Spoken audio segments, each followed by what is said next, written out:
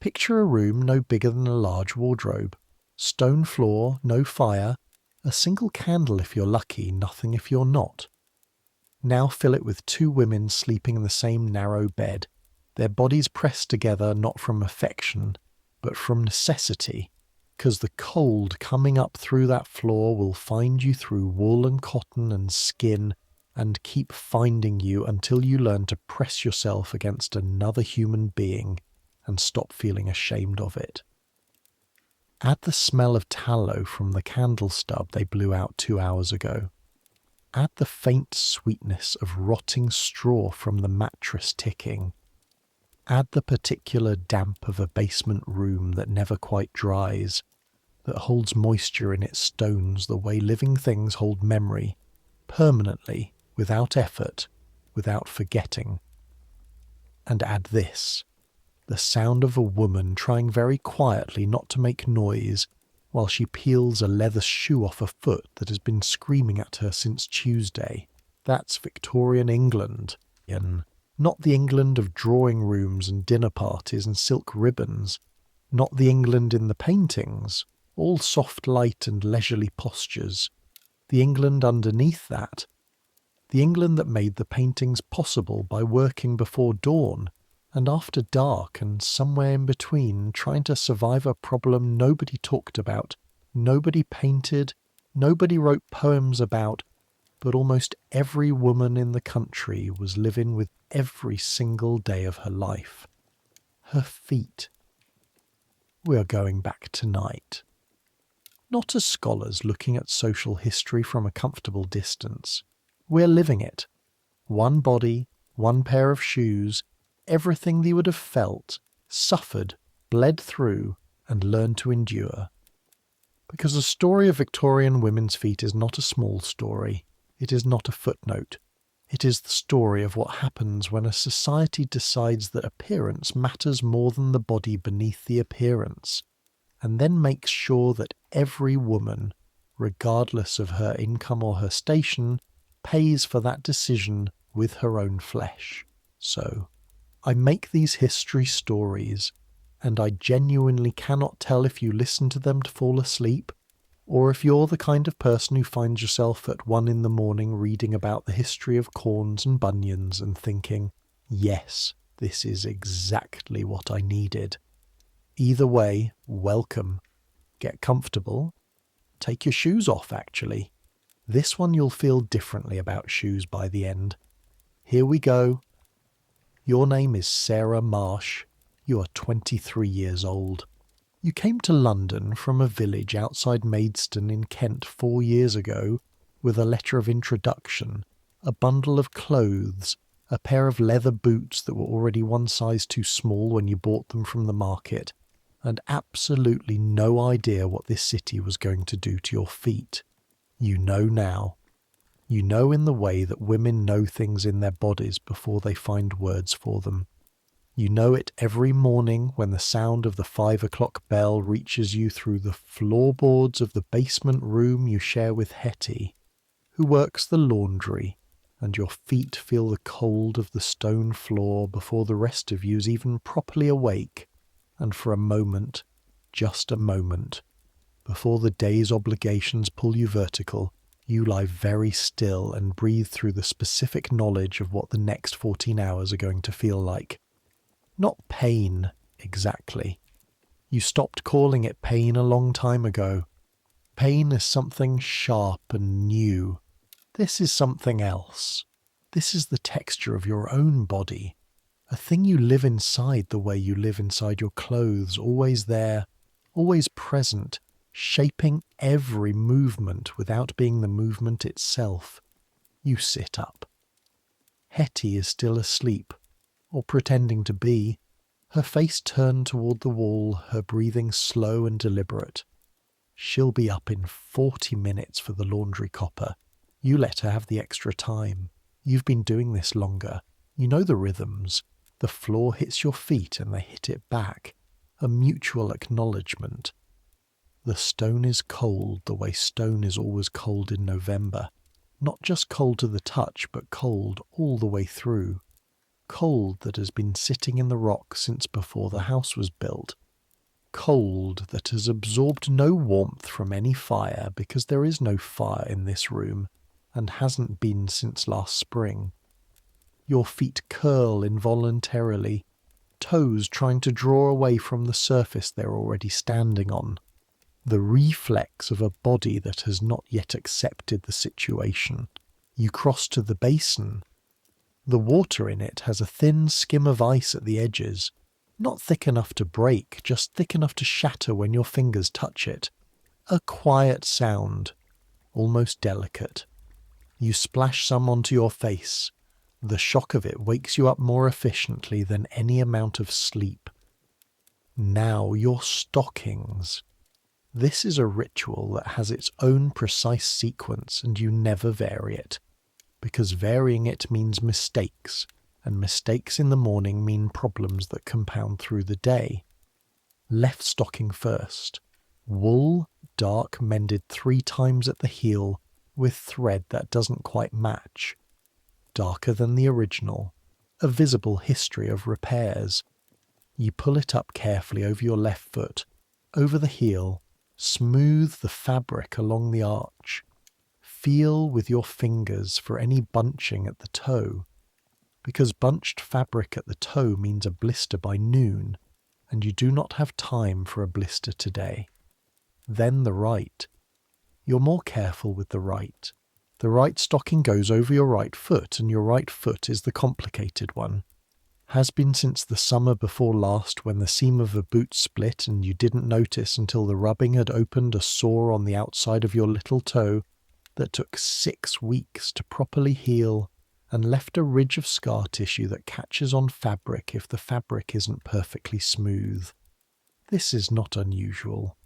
You know this because Hetty's feet are worse, because Agnes in the kitchen has chilblains so severe on 3 of her toes that in January she walks with the limp that Mrs. Hartley the cook pretends not to notice, because if she notices it, she'll have to do something about it, and there is nothing to be done except wait for spring.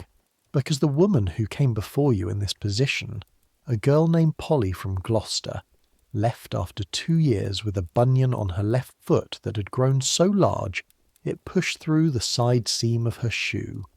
The leather itself deformed around the bone the way wet paper deforms around a fist, shaped by the thing pressing against it.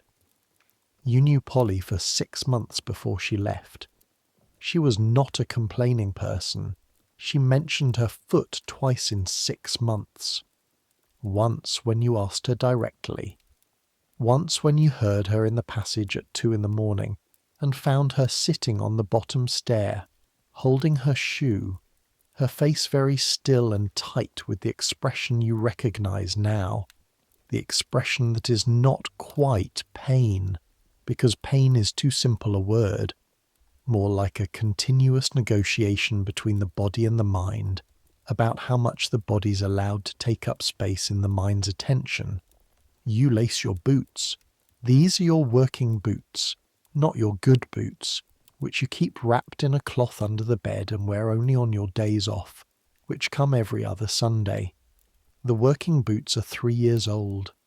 They were new when you arrived, bought from a cobbler in Cheapside with the first wages you earned, and you felt at the time an almost absurd pride in them.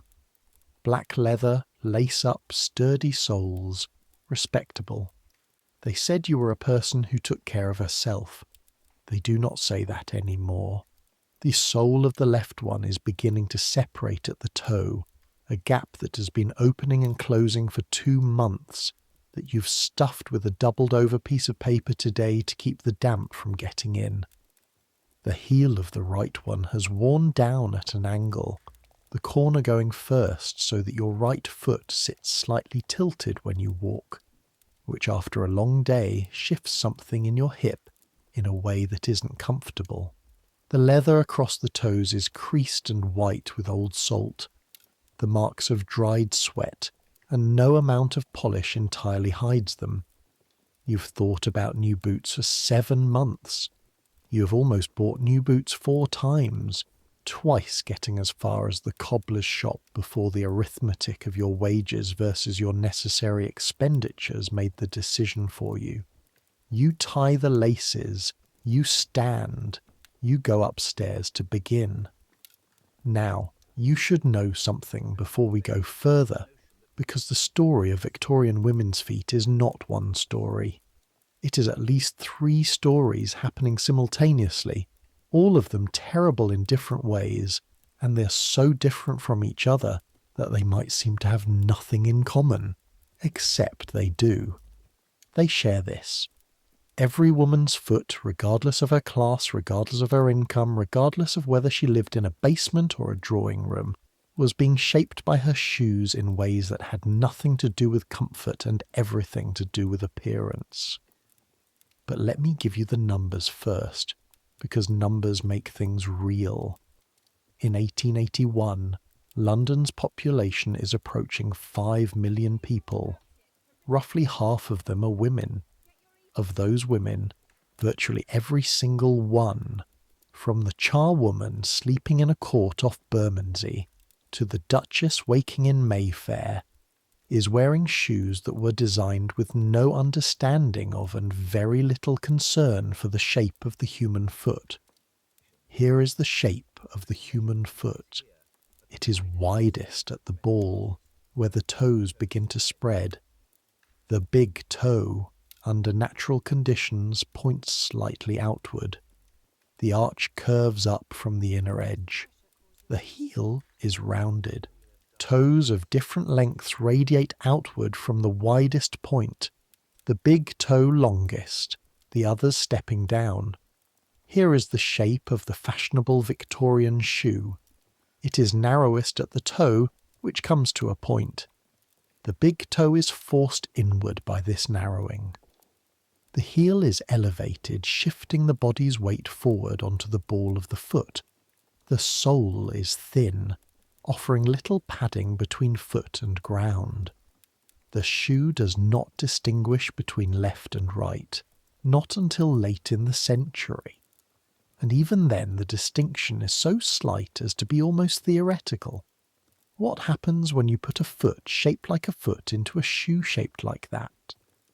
The answer is the story of every woman in this episode, and it takes years to fully unfold, but it begins immediately within the first weeks of wearing, when the flesh of the foot begins the long, slow process of learning to accommodate what is being done to it. Skin hardens where there is friction. Bones shift where there is pressure.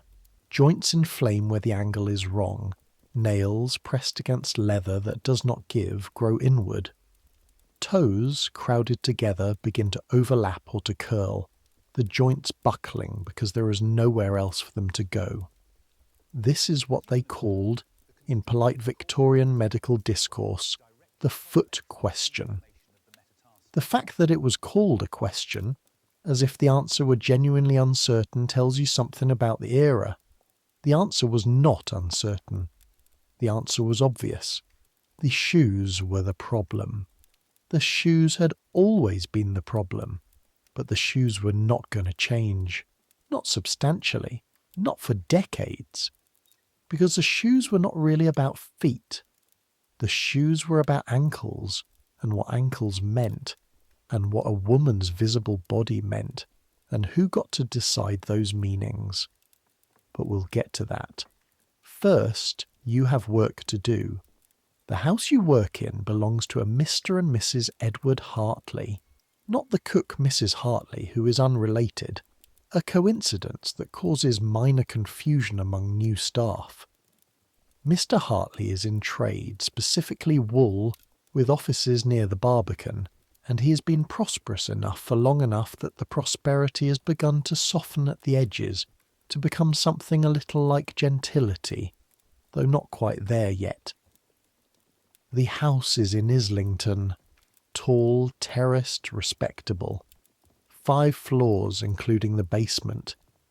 You are the lady's maid, which means you work primarily for Mrs. Hartley, a woman of 42 named Charlotte, who was born Charlotte Webb in Hertfordshire, and who married at 19, and who has been wearing fashionable shoes for 23 years.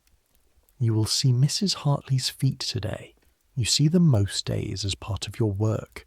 But today, for reasons that will become clear, you will look at them differently than you've looked at them before, and what you see will stay with you, will become part of the continuous accumulation of understanding that is turning you, slowly, into someone different from the girl who arrived from Maidstone 4 years ago with boots that were already one size too small.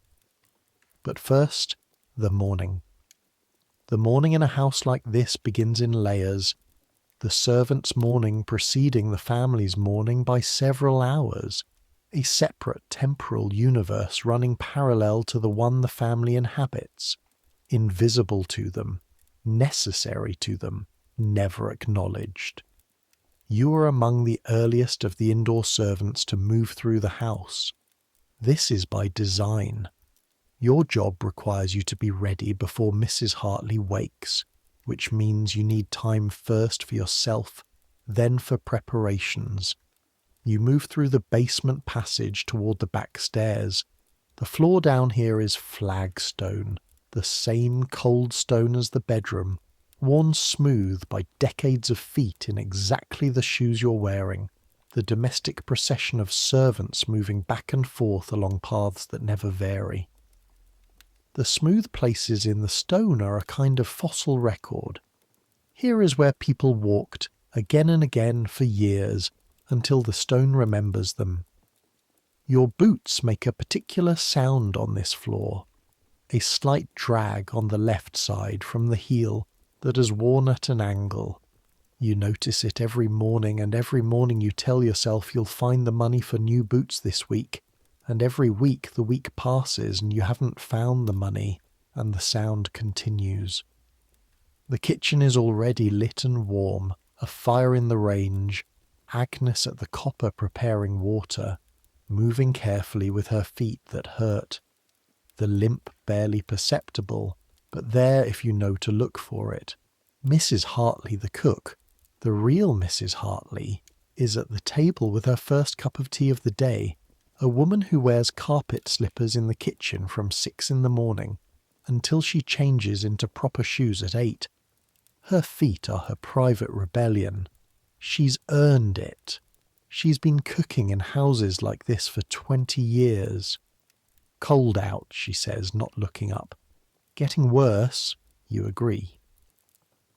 You take your tea standing as usual.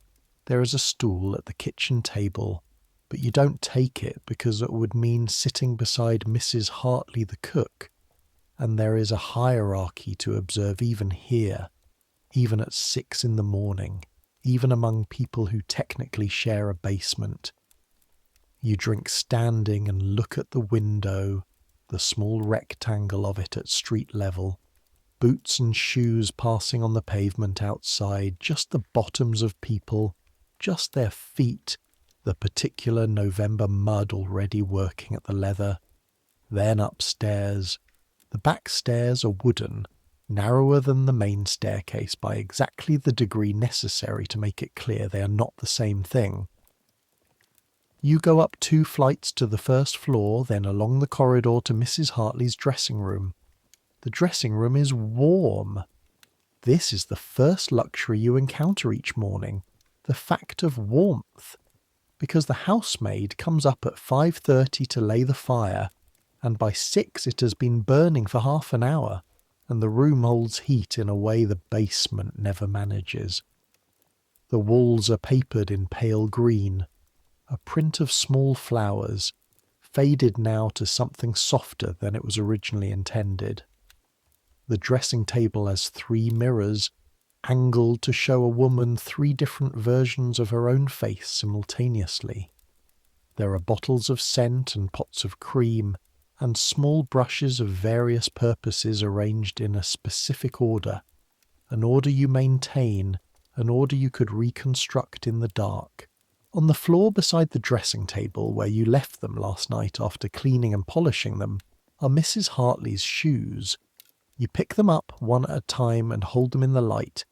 These are her house shoes, the ones she wears inside, made by a bootmaker in New Bond Street, a maker whose name appears on the inside of the tongue in gold letters, because apparently even the inside of a shoe can carry a kind of address, a quiet signal about what kind of woman you are. Kid leather, a soft pale brown. Button fastening up the side, 12 buttons, each one the size of your thumbnail and covered in the same leather as the upper. The toe comes to a definite point. The heel is 2.5 inches high. A Louis heel, curved at the waist, and when you set them on the dressing table, they look elegant and unlikely, the way beautiful impractical things always look. The left shoe has a slight bulge at the inside edge, near the base of the big toe. The leather there has stretched and lightened, the grain distorted by whatever is pressing against it from inside. The right shoe has a corresponding bulge, smaller, lower. Both insoles are stained with the darker shape of a foot. The pressure points visible in the worn leather, the ball, the heel, the line where the toes press down when walking. You know what is inside these shoes because you help Mrs. Hartley put them on each morning and take them off each evening, and you have seen, with your own eyes, the feet they're meant to contain.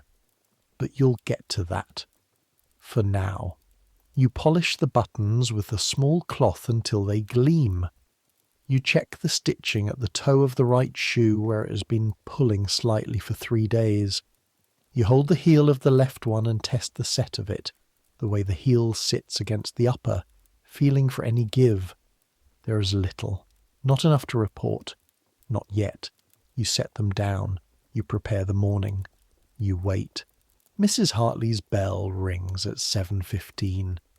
She's consistent this way, rings within 5 minutes of the same time every morning, a regularity that you have come to depend on, that has structured your own morning movements so precisely that you could perform them without the bell. You're already at the door when the sound reaches you. She's sitting up in bed when you enter the bedroom. The room is larger than your entire basement floor. The bed is a half-tester, mahogany, its canopy lined with ivory silk now gone slightly yellow at the edges. The curtains are drawn against the morning dark. The fire lit by the housemaid an hour ago is doing serious work in the grate, and the room is genuinely warm. A warmth that stops just before luxury and sits instead in the neighbourhood of comfort. Mrs. Hartley is 42 and looks 36 in good light and 45 in bad light. Her hair, which is brown with threads of silver that she has so far declined to do anything about, is down around her shoulders, long and slightly tangled from sleep. Her face has the particular softness of a face newly removed from sleep, not quite assembled yet, the expressions of the coming day not yet decided. She's wearing a nightgown of heavy cotton and a bed jacket of pale blue wool. "Good morning, Sarah." "Good morning, Mum." This is the beginning of a conversation that takes the same form each morning. Not because either of you is incapable of originality, but because the ritual of it is useful. The ritual establishes the day. It puts each of you in your position. You move to the washstand and prepare the water. Then back to help Mrs. Hartley with the complex business of being dressed, which in 1881 is more complicated than you might imagine, involving more layers, more fastenings, more architecture than the modern mind is prepared for. But we need to talk about the feet, because that is the story, and we've been approaching it from the outside, and now we are going to go closer. After Mrs. Hartley has washed her hands and face, after her hair has been brushed and dressed, after the layers of undergarments have been sorted and the corset laced to its prescribed tightness, there comes the moment of the shoes. The house shoes first, the ones you prepared this morning. You bring them from the dressing room and kneel on the carpet, and Mrs. Hartley lifts the hem of her morning dress, and you see, for the 1000th time, her feet. They are extraordinary, not in the way beautiful things are extraordinary, in the way this damage, sustained over decades with complete consistency, becomes extraordinary. Her feet are small, her feet. She is proud of this, and she has mentioned it with a certain satisfaction in your presence more than once, that she takes a 3 in shoes, that this is considered an admirable thing, that smaller feet are better feet in the visual language of her world. What she has never said, what she may not fully understand herself, because one does not discuss one's own body with the clarity of a person looking at it from outside, is that her feet are not naturally small. Her feet are small because they have been compressed, because 23 years of narrow-pointed shoes have been pressing the bones of her toes together and gradually, incrementally, rearranging them. Her big toe has moved. This is the most visible thing. It has moved inward toward the second toe at an angle that is now quite pronounced, probably 30 degrees from the normal position, perhaps more. At the base of the joint on the inside of the foot there is a swelling, not dramatic, not yet in the acute stages that will eventually require attention, but present, unmistakable, a protrusion of bone and thickened tissue that the shoe leather has learned to accommodate, and that has, over time, changed the shape of every shoe she owns. This is what is pressing against the inside of the left shoe. This is what the leather has stretched around. This is a bunion. The medical term is hallux valgus. Hallux meaning big toe. Valgus meaning bent outward, or in this case bent toward the other toes, as the toe itself is pushed that direction, and the joint base pushes out the opposite way, a counterbalance. The mathematics of bone under sustained pressure. In 1881 it does not have this name in common use.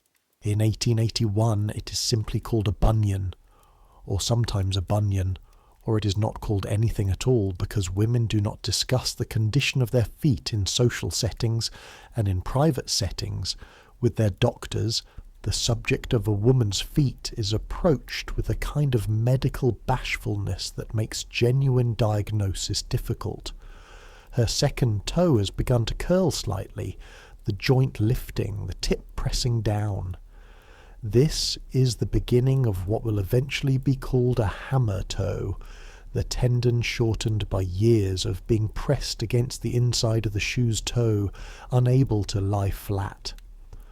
For now, it is just a toe that doesn't lie quite as flat as it once did. For now, it is just a thing you notice when you kneel and hold the shoe and angle it carefully so the foot can find its way inside. Her skin. The skin of her heels has thickened into callus, hard and dry. Skin that has given up its softness in exchange for durability, that has made the trade every body makes when repeatedly asked to sustain friction, and has decided that hardness is the answer. The ball of each foot has a corresponding callus, paler than the rest of the skin, smooth rather than rough, built up by the weight that those points bear when the heel is elevated. She has, on the sole of her right foot, a corn, a hard corn, a nucleus of compressed skin cells driven deep by the point of a shoe pressing at exactly this spot for years. The body's attempt to protect itself producing instead a point of focused pain like a small stone permanently embedded in the flesh. She never mentions it. You know it is there because once, about a year ago, she winced when you were fitting the right shoe and caught yourself, and smoothed her expression so quickly you might have imagined it. You didn't imagine it, the nails. 2 of her toenails are thickened and yellowed in ways that suggest they have been repeatedly compressed and damaged, and have grown back slightly wrong, the way nails do when the matrix is repeatedly traumatized, thickening and hardening and sometimes growing in directions other than the intended one. The nail on her right little toe is beginning to curve slightly inward at the edge. This will not improve. These are her feet. These are the feet of a prosperous middle-class woman who has never spent a day doing hard physical labour, who has always had enough money for good shoes, who takes care of her appearance with genuine attention and effort. Now you will understand what hard physical labour does to feet that are already starting from this position. You ease the left shoe on carefully, your thumbs at the heel, your fingers working the counter of the shoe around the back of her foot, gentle because the fit is always tightest first thing in the morning, the foot having spent the night free of compression and swollen very slightly with the warmth of the bed. She exhales, not quite a wince, a control of herself. There, you say. Thank you, she says, voice perfectly even. The right shoe. The corn on the ball of her right foot is between the third and fourth metatarsal heads. The bones behind the toes and the shoe's ball is narrow enough that each step presses those metatarsals together, and the corn between them, a thing that in medical terms is called an interdigital corn, a thing that in practical terms is called a permanent inconvenience that she will carry for the rest of her life and mention to no one. Both shoes on, both buttons fastened, all 12 on each side, 24 in total, a small elaborate procedure that your button hook performs in under 3 minutes through practice. Mrs. Hartley stands. Her posture changes immediately when she stands in heeled shoes. Her weight shifts forward. The curve of her lower back adjusts to accommodate the new angle. Her hips tilt slightly. She looks taller, more erect. The shoes are doing their aesthetic work, transforming the body into the social signal it is meant to be. She looks at herself in the glass and says nothing, which is the same as satisfaction. You gather a nightgown. You move to the dressing room. You begin the day. Now let me tell you about your own feet in the detail they deserve, because they are the centre of this story and they have been patient. You're 23 years old, and you have been in service since you were 15, which means 8 years of the kind of standing that most people do not do, that the human body did not design itself for, the kind that starts at 5 in the morning and ends at 10 at night with perhaps an hour of sitting distributed unevenly throughout. 8 years of stone floors and wooden floors and stair treads and pavement, and the specific physical vocabulary of a working woman's day, which is entirely unlike the vocabulary of a woman who spends her morning in a drawing room. Your feet are not Mrs. Hartley's feet. The problems are different. Where hers speak of sustained compression and fashionable shoes, yours speak of sustained impact and inadequate protection. The difference matters, and also doesn't matter, because the result in both cases is feet that have been changed by what they've been asked to do, shaped by circumstances outside their own choosing, and that carry the record of those circumstances in bone and skin and the particular way each foot meets the ground. Your calluses are harder than hers, not at the ball and heel only, but across a wider territory, the whole of the outer sole and across the toe pads, because you spend more time on your feet and the impact is greater. Your heels, particularly the left, have developed a crack in the skin, a deep fissure that runs along the outer edge, not quite painful in the way a cut is painful, but present. A line of rawness that in winter, when the skin dries out, pulls slightly with each step like a minor complaint that never rises to the level of a crisis. Your little toe on the right foot, the one with the scar tissue from the split boot, is the one that requires careful stocking management each morning. The scar has also, over time, altered the way the toe sits inside the shoe, pressing it very slightly against the fourth toe, and the skin between them has thickened in response. Not a corn yet, something that will become a corn if you wear these boots another year. You know this. You don't know what to do about it, because the thing you can do about it is buy different boots, and you cannot buy different boots right now.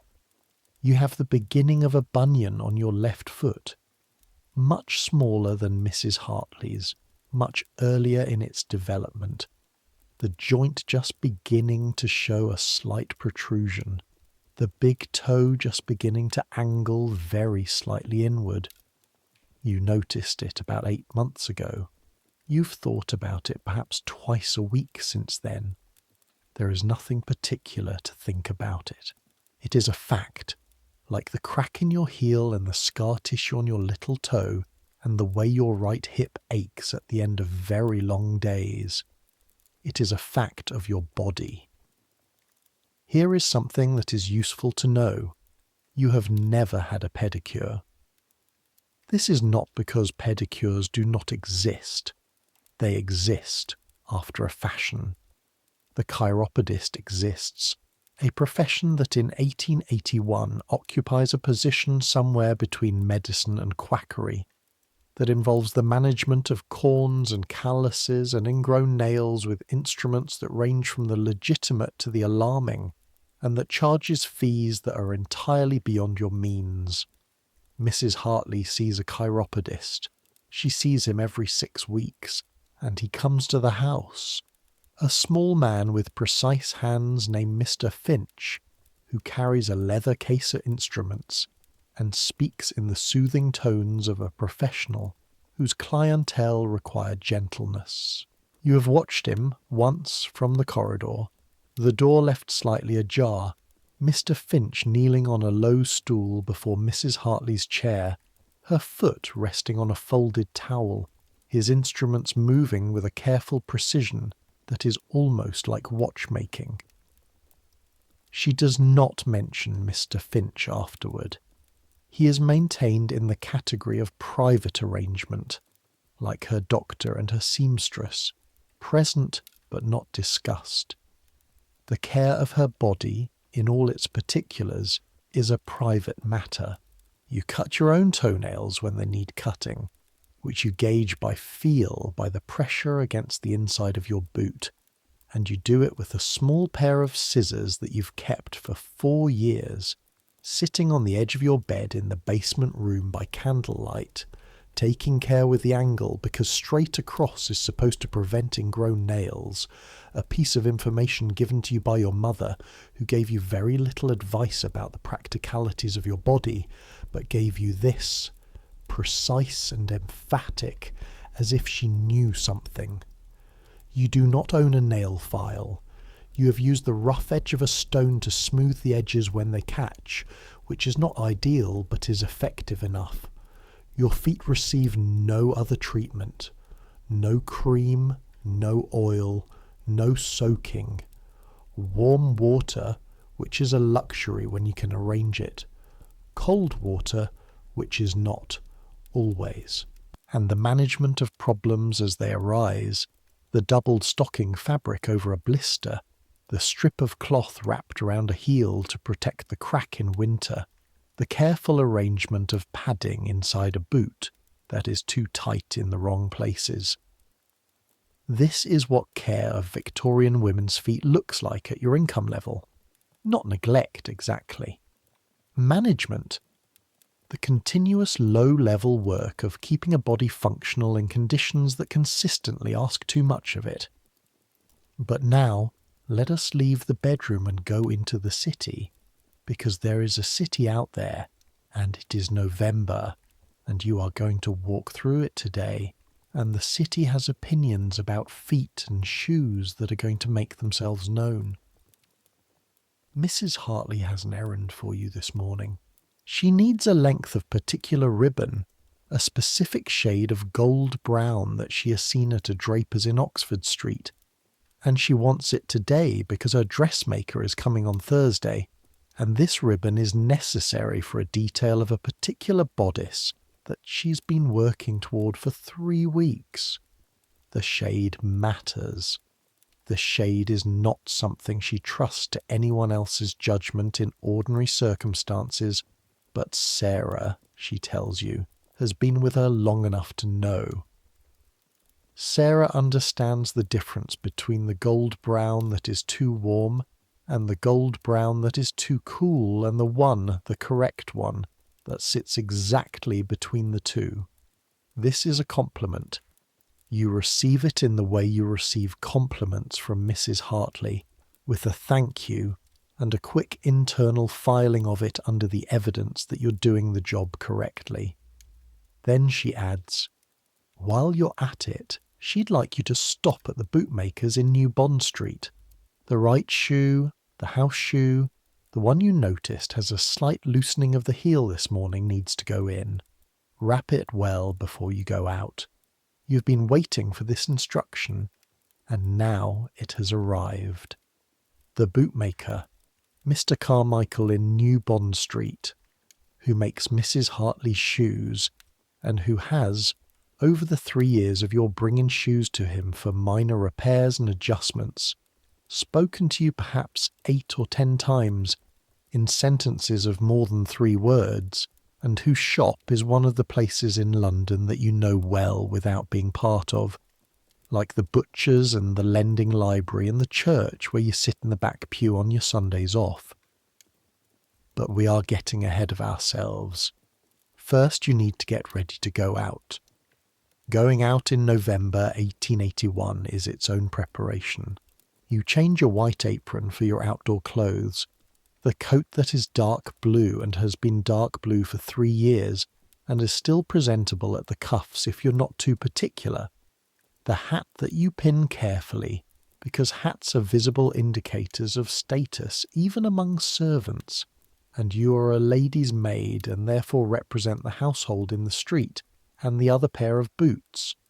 The other pair are your outdoor boots, heavier than the indoor ones, with a slightly thicker sole laced to the ankle, and they are in marginally better condition than the indoor boots because you wear them less frequently, though less frequently still means at least 3 times a week on errands. You put them on. Right foot first, then left, lacing each one to its proper tension, which is tight enough to support the ankle and not so tight that the foot swells into pain by the time you've walked half a mile. This is a calculation you have made so many times it has become intuitive, your fingers knowing the right tension before your mind has to weigh in.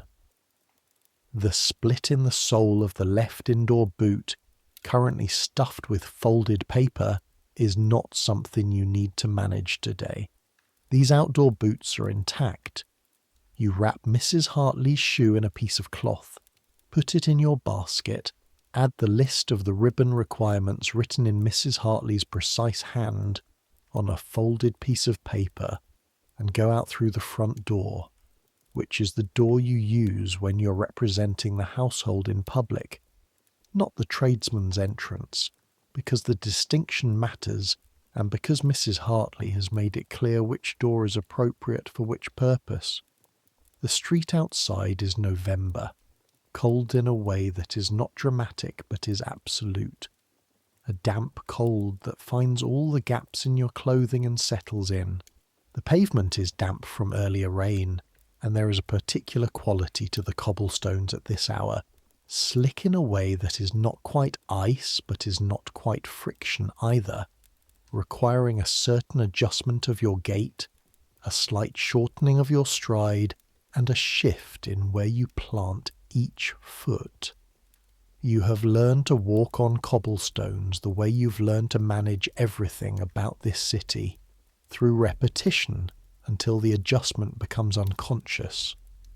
In the first months after you arrive from Maidstone, you slip twice on cobblestones, once in the rain and once in frost, and both times you had the specific humiliation of going down in a public street, the basket spilling, Strangers pretending not to notice or actually not noticing because London's pavements are busy enough that a woman going down and picking herself up is simply part of the texture of the day.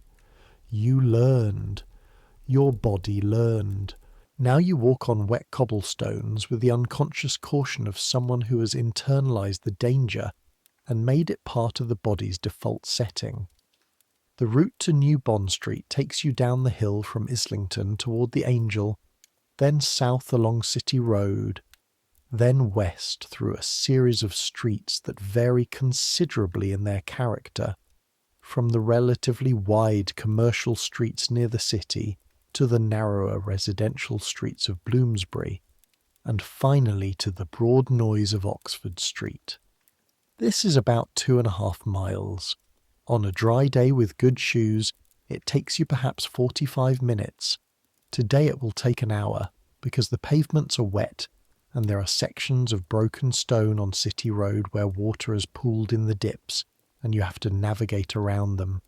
And because Oxford Street on a November morning is busy enough that progress is not smooth but intermittent, a matter of finding gaps in the flow of other pedestrians and carts, and the occasional omnibus that has stopped to let passengers on or off, blocking the road and sending everyone else into creative detours. You walk because that is how you get places. You do not take an omnibus because an omnibus costs money that is not allocated in the household expenses for this errand. Mrs. Hartley does not take omnibuses either, not because of cost but because of dignity. The carriage being the appropriate conveyance for a woman of her position. You do not have a carriage. You have your feet and your boots and the knowledge of how to use them. By the time you reach the Angel, you are warm from the walking, the cold of the morning having retreated to the extremities. Your ears, your fingertips, the tip of your nose, your feet are warm inside the boots. This is the benefit of walking, that it generates its own warmth, and for the first half mile of any journey in cold weather you move at a slightly faster pace than strictly necessary just to achieve this warmth, because it makes the rest of the walk tolerable. The pavement near the Angel is busy with the particular morning commerce of a junction. The coffee stall at the corner where the carters stop before their morning runs, the newsboys with their papers, a woman selling hot potatoes from a tin oven on wheels. The smell of the potatoes, something so particular and comforting in the cold that you walk a little closer to the cart than you need to. Not buying, just letting the warmth of it touch your face for a moment. A group of women come out of a draper's on the corner, 3 of them, carrying parcels, talking to each other in the shorthand of people who have been talking to each other for a long time. 2 of them are wearing fashionable boots with high heels and pointed toes. The third is wearing something more practical, a lower heel, a rounder toe, the kind of shoe that doesn't quite match the fashionable silhouette of the skirt above it. You look at their feet without meaning to. This is something you have started doing in the past year or so, looking at women's feet. Not conspicuously, not in a way that could be considered rude, just noticing. The way one notices things that have become relevant. The 2 in fashionable boots walk differently than the third. You can see it if you look. The fashionable boots tilt the body forward, a slight angle that becomes visible over a long stride, and the wearers adjust to it with a very slight stiffness in the knee, a way of walking that preserves balance by limiting the range of motion. It looks graceful from a distance. It looks like the correct way to walk, the way prints and illustrated papers suggest women move through the world, upright and deliberate. It is not graceful in the way that ease is graceful. It is graceful in the way that discipline is graceful, controlled rather than free. The difference is small enough that you have to know to look for it. The third woman, in her practical shoes, walks differently, more range of motion. more ground covered per stride. She's probably going faster actually, though she doesn't appear to be hurrying. Her feet are doing more of what feet are designed to do, which is propel the body efficiently across a surface. And the efficiency shows. You file this. You've been filing things for 4 years, observations that don't yet add up to a conclusion, but that are collecting in some part of your mind that is doing its own thinking about what it means to wear the shoes you are required to wear and be the kind of woman who wears them. South now, along City Road. The pavement here is less well maintained than in the residential streets. The flagstones uneven, some of them cracked and lifted by the roots of trees, some of them simply worn to a smooth, dangerous slick by years of traffic. You pick your way through a section where a drain has overflowed and left a dark puddle that spreads halfway across the pavement, stepping to the very edge of it, your boot just touching the water before finding stone again. The paper stuffing in the left indoor boot flashing into your mind with a small gratitude that you're not wearing those ones today. In the gutter beside you, a horse cart moves slowly. The horse's hooves in the mud a steady, complicated rhythm, the wheels sending small waves of that gutter water toward the pavement edge. You move slightly further from the curb. This is the navigation of walking in a Victorian city.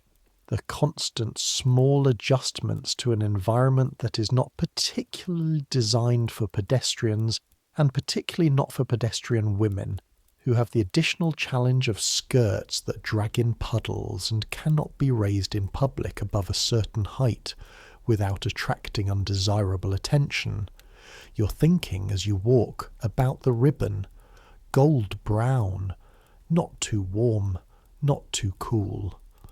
There are 3 drapers in Oxford Street that might have it, possibly 4. You'll start at the one Mrs. Hartley mentioned and work from there if necessary. The assessment of ribbon colour is a skill you've developed over 3 years of this work. The ability to hold a colour in your mind and match it against a physical object, to account for the difference between the colour of cloth in lamplight versus natural light. To know that what looks correct in the shop will look correct in the dressing room. This is your expertise. This is what you're paid for.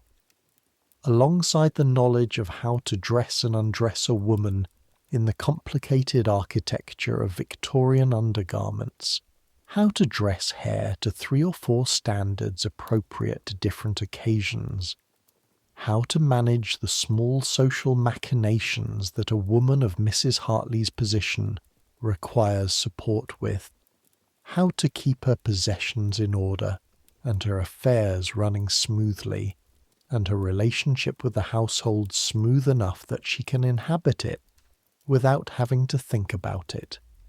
You're good at this. You've been told you are good at this. Mrs. Hartley is not a woman who gives praise carelessly, and she has told you twice in 4 years that you're the best lady's maid she has had, which means something specific in a context where it is possible to compare, because you are the 4th in 8 years. You don't think about your predecessors much, but you think about Polly sometimes, the girl with the bunion that grew through her shoe. Here is something you should understand about bunions in 1881, and about what was available to women who developed them, and about why Polly's story is not unusual. A bunion in 1881 has several possible treatments. The first is to change your shoes, to find a wider shoe with a less pointed toe that does not press against the joint. This is the treatment that would actually help. This is the treatment that is almost never followed through consistently, because changing your shoes in 1881 is not simply a practical matter, it is a social matter. A woman who wears unfashionably shaped shoes is making a visible statement about herself, a statement that other women and many men are equipped to read, and that they read as one of the following. She has health problems, she is economically unable to afford fashionable shoes, she is foreign, or she is eccentric. None of these readings are socially neutral. All of them carry consequences. The second treatment is surgery. This exists performed by surgeons who have varying degrees of familiarity with the anatomy of the foot and varying degrees of skill with the tools required. The mortality rate of any surgery in 1881 is not trivial, not because surgeons are careless, but because the relationship between surgery and infection is not yet fully understood, and the precautions are therefore not fully taken. You do not generally elect foot surgery unless you are desperate, unless the bunion has become so large and so painful that you have no choice.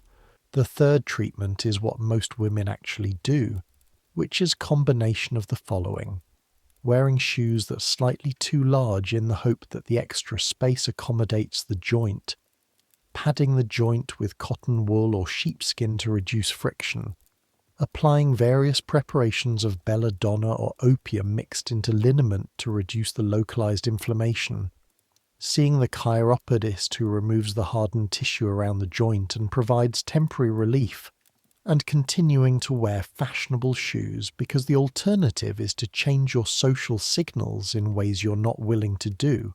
Polly did not do any of these things because Polly did not have money for chiropodists or quality liniment, and Polly was not in a position to wear unfashionable shoes because her shoes were the visible marker of her status as a lady's maid in a respectable household, and so Polly wore her shoes until the bunion on her left foot had grown large enough to push through the side seam of the leather, and then she left service and went to live with her sister in Clapham, and you never heard anything after that.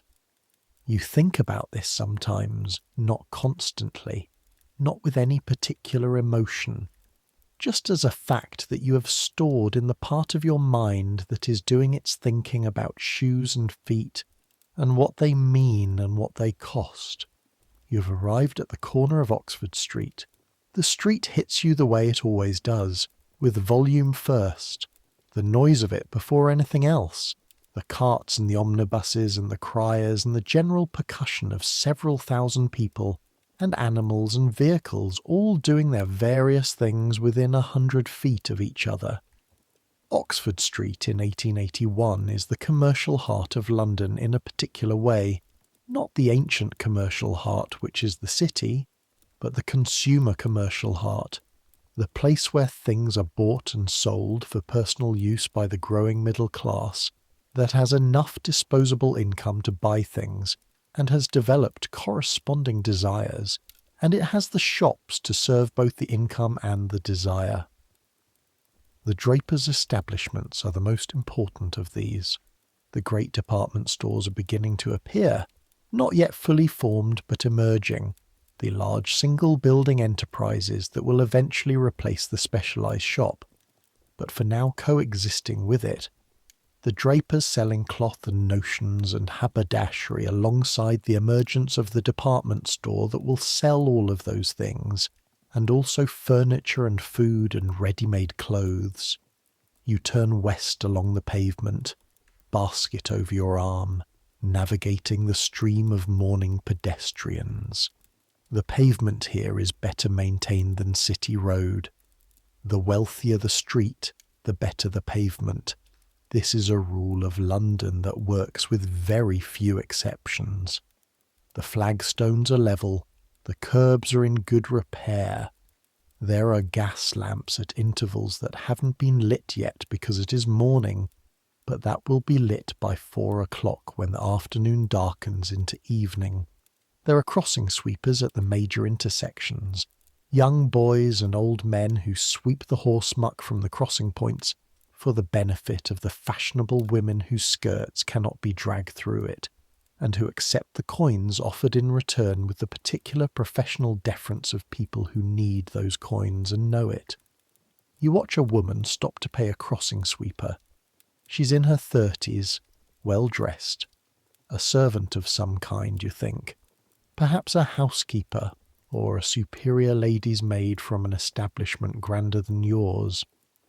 She stops at the edge of the crossing, waits for the sweeper to finish his quick pass, and then crosses quickly, her skirt gathered in one hand, her other hand managing a bag, moving with the particular efficiency of a woman who walks this street regularly and has the timing of the traffic memorized. Her boots are good quality but practical, a lower heel than fashion strictly approves, a slightly wider toe. You notice this. You add it to the collection. The Drapers is 3 buildings further along, a wide frontage, 2 large windows displaying bolts of cloth and samples of trimming, arranged to catch the eye and hold it. The display changed each week so that regular customers always have something new to look at. You push open the door and go inside, and the warmth of the shop replaces the cold of the street. A warmth generated by gaslighting and the bodies of shopgirls standing at their counters, and the occasional brazier near the door that takes the absolute worst of the November chill off the entrance. The shopgirls are standing. This is where you need to pause, because the shopgirl is part of this story, a different part of it, a part that intersects with yours in ways that are instructive. The department stores and drapers of this era operate on a system of sustained standing that is, if you consider it from the outside, simply extraordinary.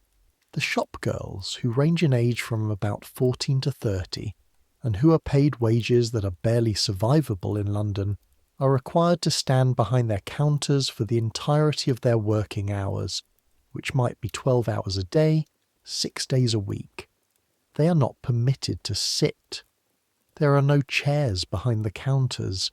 There are, in some establishments, stools that can be used in the very quiet moments between customers, but the rules about this vary and are often unenforced in the customer's direction, meaning that if a customer might see a shopgirl sitting, the girl is not sitting regardless of whether the shop is technically in a quiet moment or not. 12 hours of standing, every day, on floors that are wooden and have slightly more give than stone but not much, in shoes that, because the girls are visible to customers and because they are expected to embody the aspirational femininity of the goods they are selling, are the fashionable kind, the pointed toe kind, the kind that in 12 hours of standing will have done things to your feet that you will then take home to your lodgings and feel through the rest of the evening and begin feeling again at 6 the next morning when you lace them back on. In the 1880s and 1890s there will be campaigns about this. Women and some sympathetic men will argue in newspapers and before Parliament that shop assistants should be permitted to sit. There will be resistance from the shop owners who argue, with a specificity that suggests the argument has been rehearsed, that sitting shopgirls look unprofessional, that customers prefer to be served by girls who are standing, that standing is a mark of readiness and service, and that sitting would signal something slack, something insufficiently attentive. The girls who work these counters will, by the time they are 30, have feet that have changed considerably from the feet they brought to their first day of work.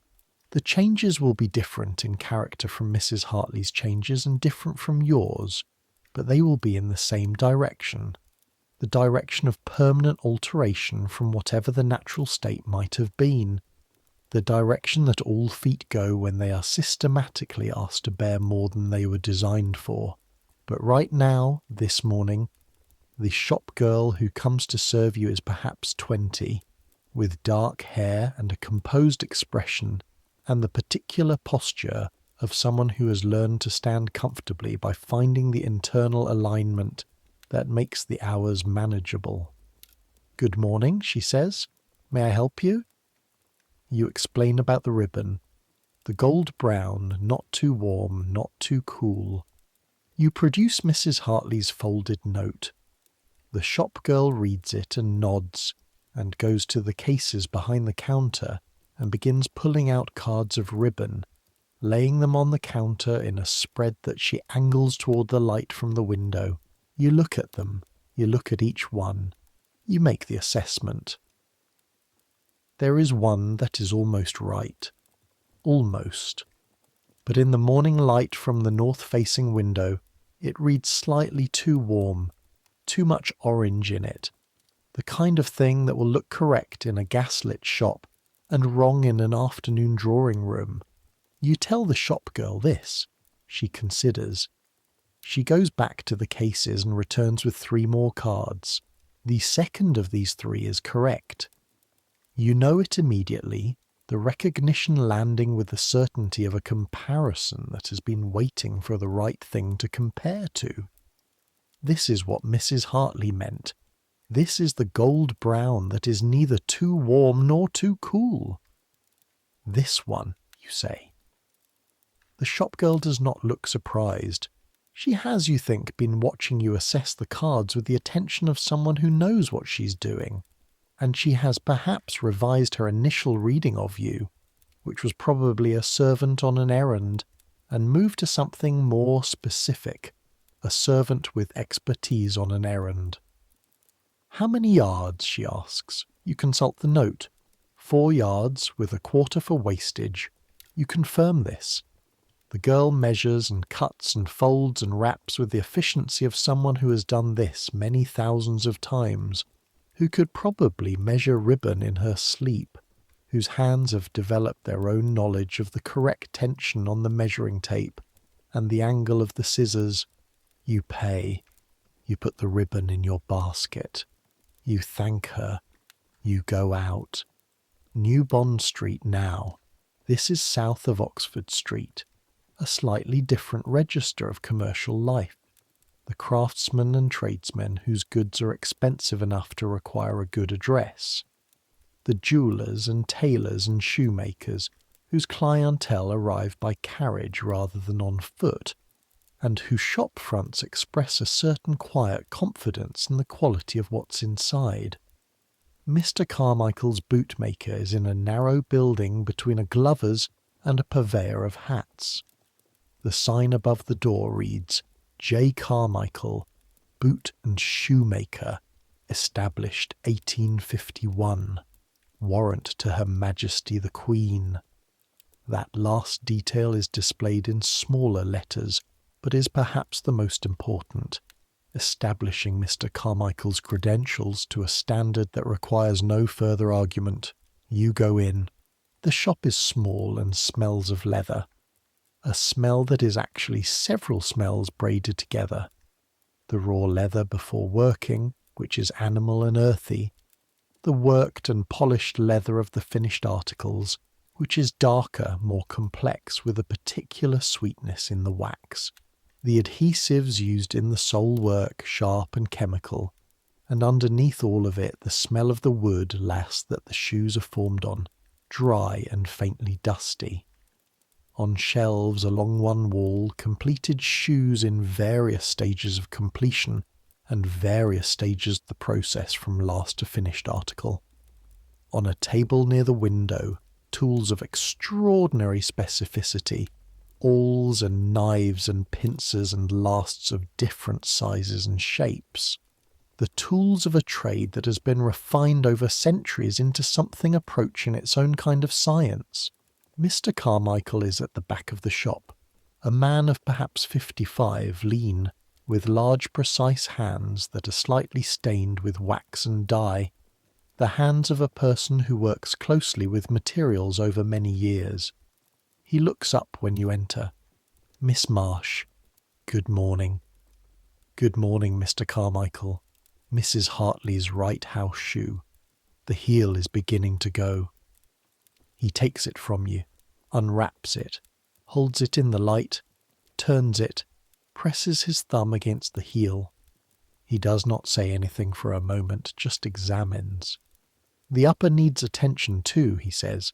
At the toe, see this here? He indicates the stitching you noticed this morning. I'll reseat the heel and reinforce the welt at the toe. Ready Thursday. She'd prefer Wednesday. The dressmaker comes Thursday, he considers. Wednesday afternoon. Thank you. He sets the shoe on the counter and makes a note in his ledger. His handwriting is small and neat, the writing of someone who maintains records with care. You watch him set the shoe down, the way he places it with a precision that is almost gentle, the way someone handles something that is both a product and a portrait of its owner. He makes shoes for Mrs. Hartley and has been making them for 9 years, and in 9 years he has accumulated a knowledge of her feet that is probably more detailed than her doctor's, more detailed certainly than Mr. Hartley's, because her shoes carry the map of her feet in their wear and stretch and deformation, and Mr. Carmichael reads this map each time an article comes in for repair. You want to ask him something.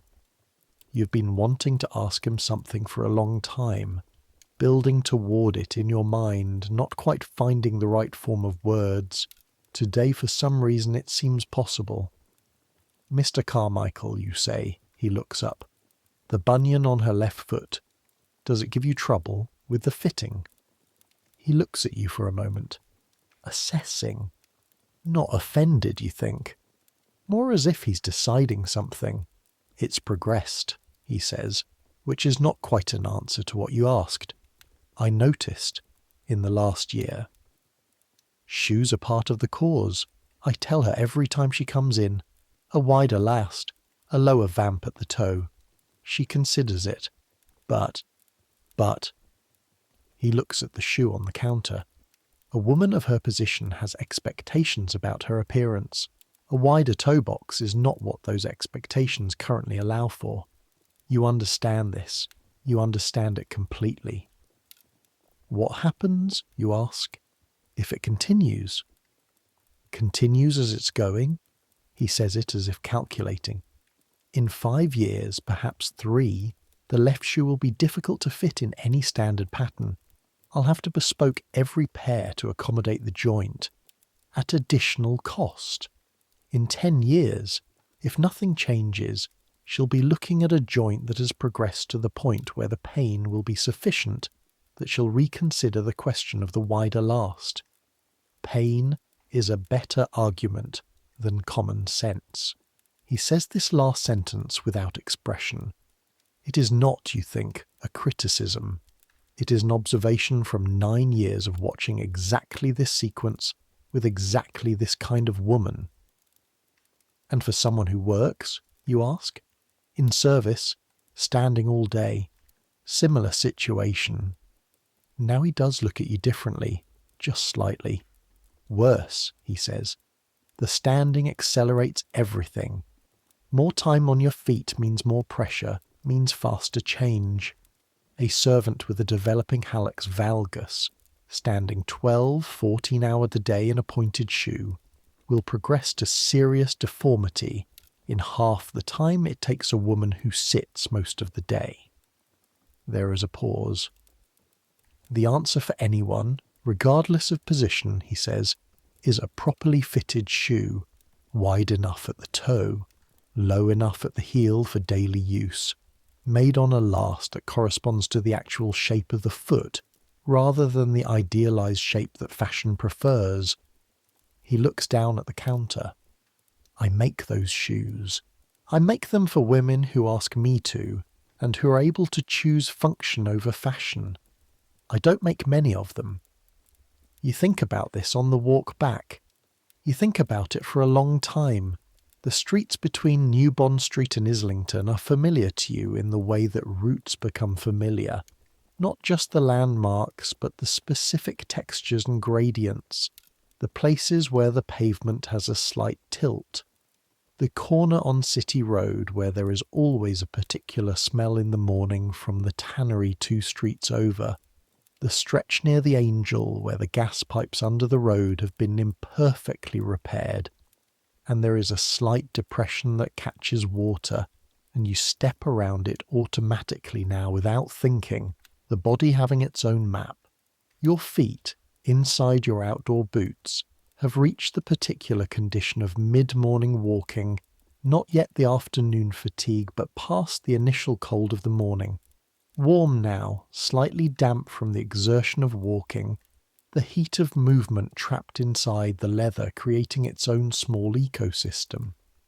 The crack in your left heel has been present all morning as a background note, not acute, just there.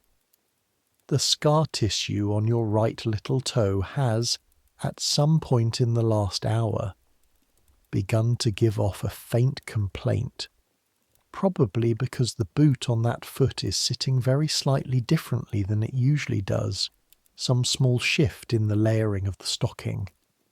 You stop at a stall near the Angel and buy a cup of hot coffee. You stand drinking it, one hand around the cup for warmth, the other holding your basket, and you let your weight shift from foot to foot. A movement so habitual you don't notice you're doing it until you do notice, and then you consider it. Standing is not a neutral activity. Standing requires the body to maintain itself against gravity, to hold itself upright through the continuous small work of muscles and tendons and the joints that connect everything, and the feet are the base of all of this, the foundation. And if the foundation is compromised, the stress moves upward to the ankle, the calf, the knee, the hip. You have felt this in your own body. The days when your feet hurt more than usual are the days when your knees feel it too, when your lower back protests by evening, when you can feel all of it as a connected system under stress rather than separate parts, each doing their own work. You have not, until very recently, thought about this as something that could be different. You've thought of it the way you think of the cold in November, as a condition of the world that your body must accommodate. But Mr. Carmichael's words have been moving around in your mind since you left the shop, and they have found a gap in what you previously assumed. A properly fitted shoe, wide enough at the toe, low enough at the heel, he makes them. He makes them for women who ask and are able to choose function over fashion. You finish your coffee. You begin the walk back. You've been on your feet for 2.5 hours. You have 2 miles left to walk, and then a full afternoon of duties, and then an evening that won't end until 10 or later if Mrs. Hartley has an engagement. This is your day. You walk. Now let me take you somewhere else for a moment. Not in place, but in population. Because the story of Victorian women's feet is not just the story of ladies' maids and shopgirls. It is the story of every woman in this city, and the city contains women whose situations illuminate the problem from angles you can't see from Islington. Let me take you to Whitechapel. Whitechapel is east of the city. It is the place where London puts the people it needs to do certain kinds of work and does not want to think about once the work is done. It is where the immigrants arrive, the Jews from Russia and Poland and Romania, fleeing the pogroms and the poverty of the Pale of settlement. It is where the slaughterhouses are, the tanneries, the rope works, the trades that require space and produce smells that the fashionable neighbourhoods to the west will not tolerate.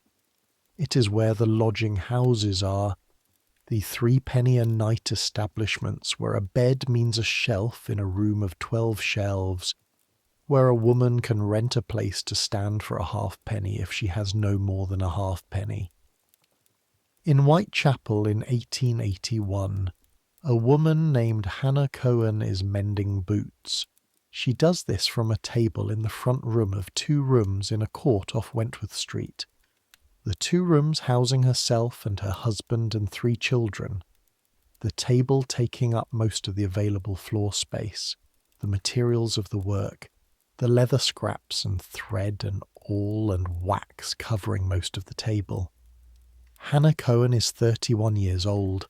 She came from Warsaw 7 years ago in a journey that took 6 weeks and included periods of walking that she does not talk about much, because talking about them would require re-entering the memory of them, and the memory is of cold and fear and the particular kind of exhaustion that comes from walking many miles in a single day in shoes that are barely holding together, that began as someone else's shoes, bought from a street market in Hamburg for 2 Pfennig, too wide in the heel and too long in the foot, and therefore folding and twisting with each step in ways that produced blisters and then calluses and then a scar on the inside of her left heel from where the leather had eventually worn through and the edge of it had rubbed the skin away. She works with her feet tucked under her on the chair, which is how she has sat since childhood, her mother's way and her mother's mother's way. The habit of it so deep it is simply how she is in a chair, and the position keeps her feet warm and keeps them from the floor, which is cold, which in January will be cold enough that she wraps her feet in cloth when she works rather than wear shoes, because shoes cost and cloth does not. Hannah Cohen's feet are in their way exceptional. She has broken 3 toes at different times in her life, a thing that happens when you live in crowded spaces where people knock against furniture in the dark, where children fall against you without warning, where the work of daily life happens in proximity to stone floors and wooden furniture and the hard edges of necessary objects. One of these broken toes healed badly. The middle toe of her left foot, which bent slightly as it healed and now sits at a slight angle from its neighbours, a deviation that has never caused her significant pain but that has, over time, affected the distribution of weight across the ball of the foot in ways she would not be able to articulate but that her body manages automatically. She does not have bunions. This surprises no one who thinks about it, because bunions are largely a product of narrow-toed pointed shoes, and Hannah Cohen has spent her adult life in shoes that are either too large or barely adequate, never shoes with the specific architectural ambition of the fashionable English shoe. Her problems are different. They are the problems of cold, of inadequate sole material, of insufficient support, of the kind of walking that is not measured in urban miles but in the sustained movement of someone who has no alternative, who goes on foot because going on foot is the only way to go. Her calluses are harder than yours. Her toenails are cut with whatever cutting implement is available, currently a small knife, not always cleanly, occasionally resulting in small ragged edges that catch on the cloth she wraps her feet in during work. She has had several ingrown toenails, each of which resolved itself, after a period of what she also would not call pain but would call significant inconvenience, through the application of warm water and the careful work of the same small knife. She has never seen a chiropodist. The word would be unfamiliar to her in English. In Polish it might mean something, or might not, because in the circles she moves in Warsaw and now in Whitechapel, the management of foot problems is done at home, with the materials available, through the accumulated practical knowledge of women who've been managing their own bodies without professional assistance for generations. She does not wear fashionable shoes. She wears whatever shoes she can afford, which changes from year to year depending on the family's fortunes, and which currently means a pair of low-leather shoes, wide, rounded, bought from the market on Petticoat Lane, that were made for a man and have been stuffed at the heel with rags to compensate for the difference in size. They are not comfortable, they are not fashionable, they are on her feet when she needs to go out and off them when she does not, and that is the relationship she has with shoes, which is to say, a relationship based entirely on function and the absence of an alternative. Her feet are, by some measures, in better condition than Mrs. Hartley's. No bunions, no corns, the bones in their natural arrangement. By other measures, the evidence of harder use, the broken toes, the calluses, the accumulated damage of insufficient protection in cold and wet, they are worse. This is the paradox of the Victorian foot. The fashionable woman damages her feet through the specific weapon of fashionable shoes. The poor woman damages her feet through the specific weapon of inadequate shoes or no shoes. The damage looks different. The cause looks different. But both are shaped by a world in which the foot is not considered a primary concern, in which the foot is what the shoe is put on top of, and the shoe has other imperatives to serve. But Hannah Cohen is also not you, and we should go back to you, because you are the one living this day, and there is more of this day to live. You arrive back at the house at 11:15. Mrs. Hartley is in the morning room writing letters. You give her the ribbon. She holds it to the light and nods, the particular nod that means correct.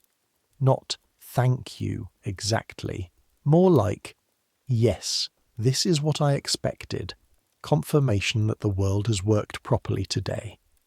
It is the closest she gets to expressing satisfaction at this hour, and you have learned to read it correctly. You report on the bootmaker, Wednesday afternoon. She nods again. She returns to her letters. You go downstairs. You put your coat away. You stand in the passage for a moment and think about taking your boots off. You do not. You have duties until luncheon, and there is no point in taking them off for 45 minutes. You note this decision. You note that you are making it without real consideration, that the decision to keep your boots on is not a decision you've really made, but a default, an automatic continuation, because taking them off would require putting them back on again, and the taking off and putting back on requires time and effort, and there is not much of either available. This is how most of the decisions about your feet get made, not by decision but by default, not by consideration but by the absence of the conditions that would allow consideration. The foot is the last thing, the thing that comes after everything else has been attended to. And after everything else has been attended to, there is usually no longer any time or energy left to attend to the foot. The afternoon passes in its work. Mrs. Hartley has a caller at 2, a friend from church named Mrs. Phelps, who arrives by cab and stays for an hour and a half and requires tea and the particular kind of invisible efficient maintenance that a caller's visit requires.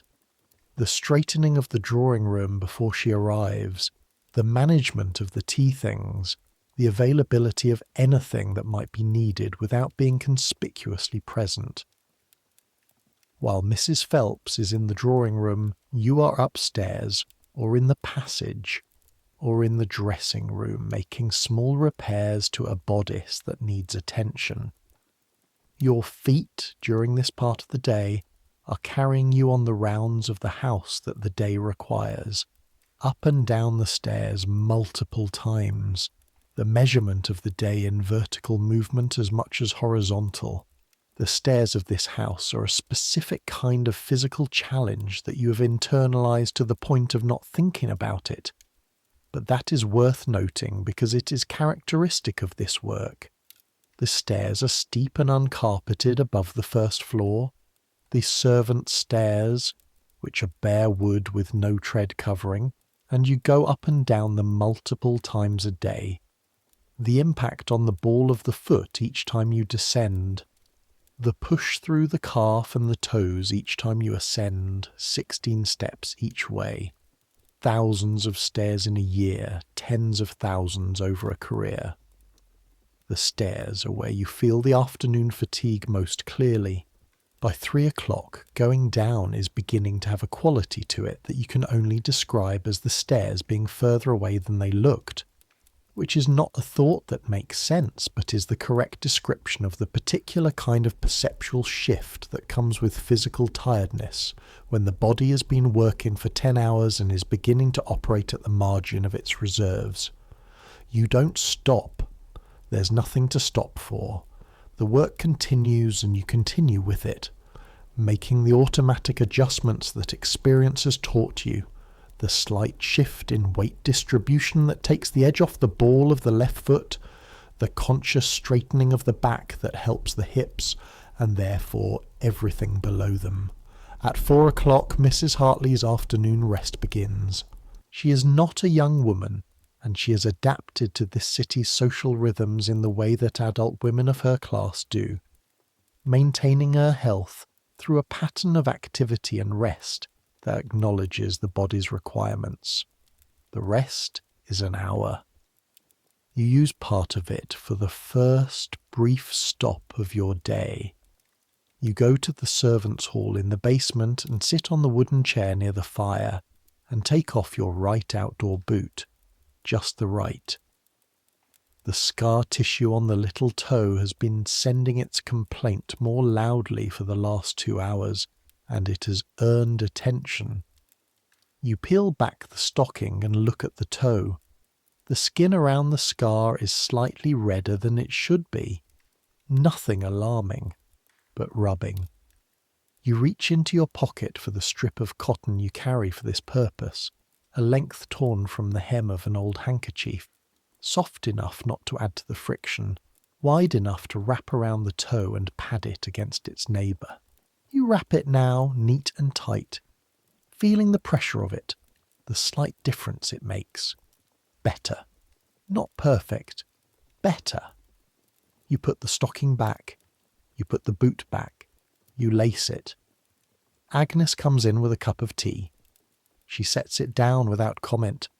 She has her own arrangement with the stool near the copper, a small cushion she keeps hidden behind the copper's legs that she puts under her feet when she's working at the washing, not sitting, but elevating the feet slightly. A compromise her body has negotiated for itself without anyone's approval or even acknowledgement. "How's your toe?" she asks, because she's seen you doing this, the wrapping, more than once. "Managing," you say. "That boot needs replacing." "I know. There's a cobbler on Upper Street does good work, not fancy, and he measures you properly. Not like those New Bond Street ones who measure the shoe." You look at her. Measures you properly. Traces the foot, both feet. Makes the last to the actual shape. She shrugs, as if this is a minor thing, the way she would shrug at information about a good market stall. It costs a bit more up front, less in repairs after. You file this.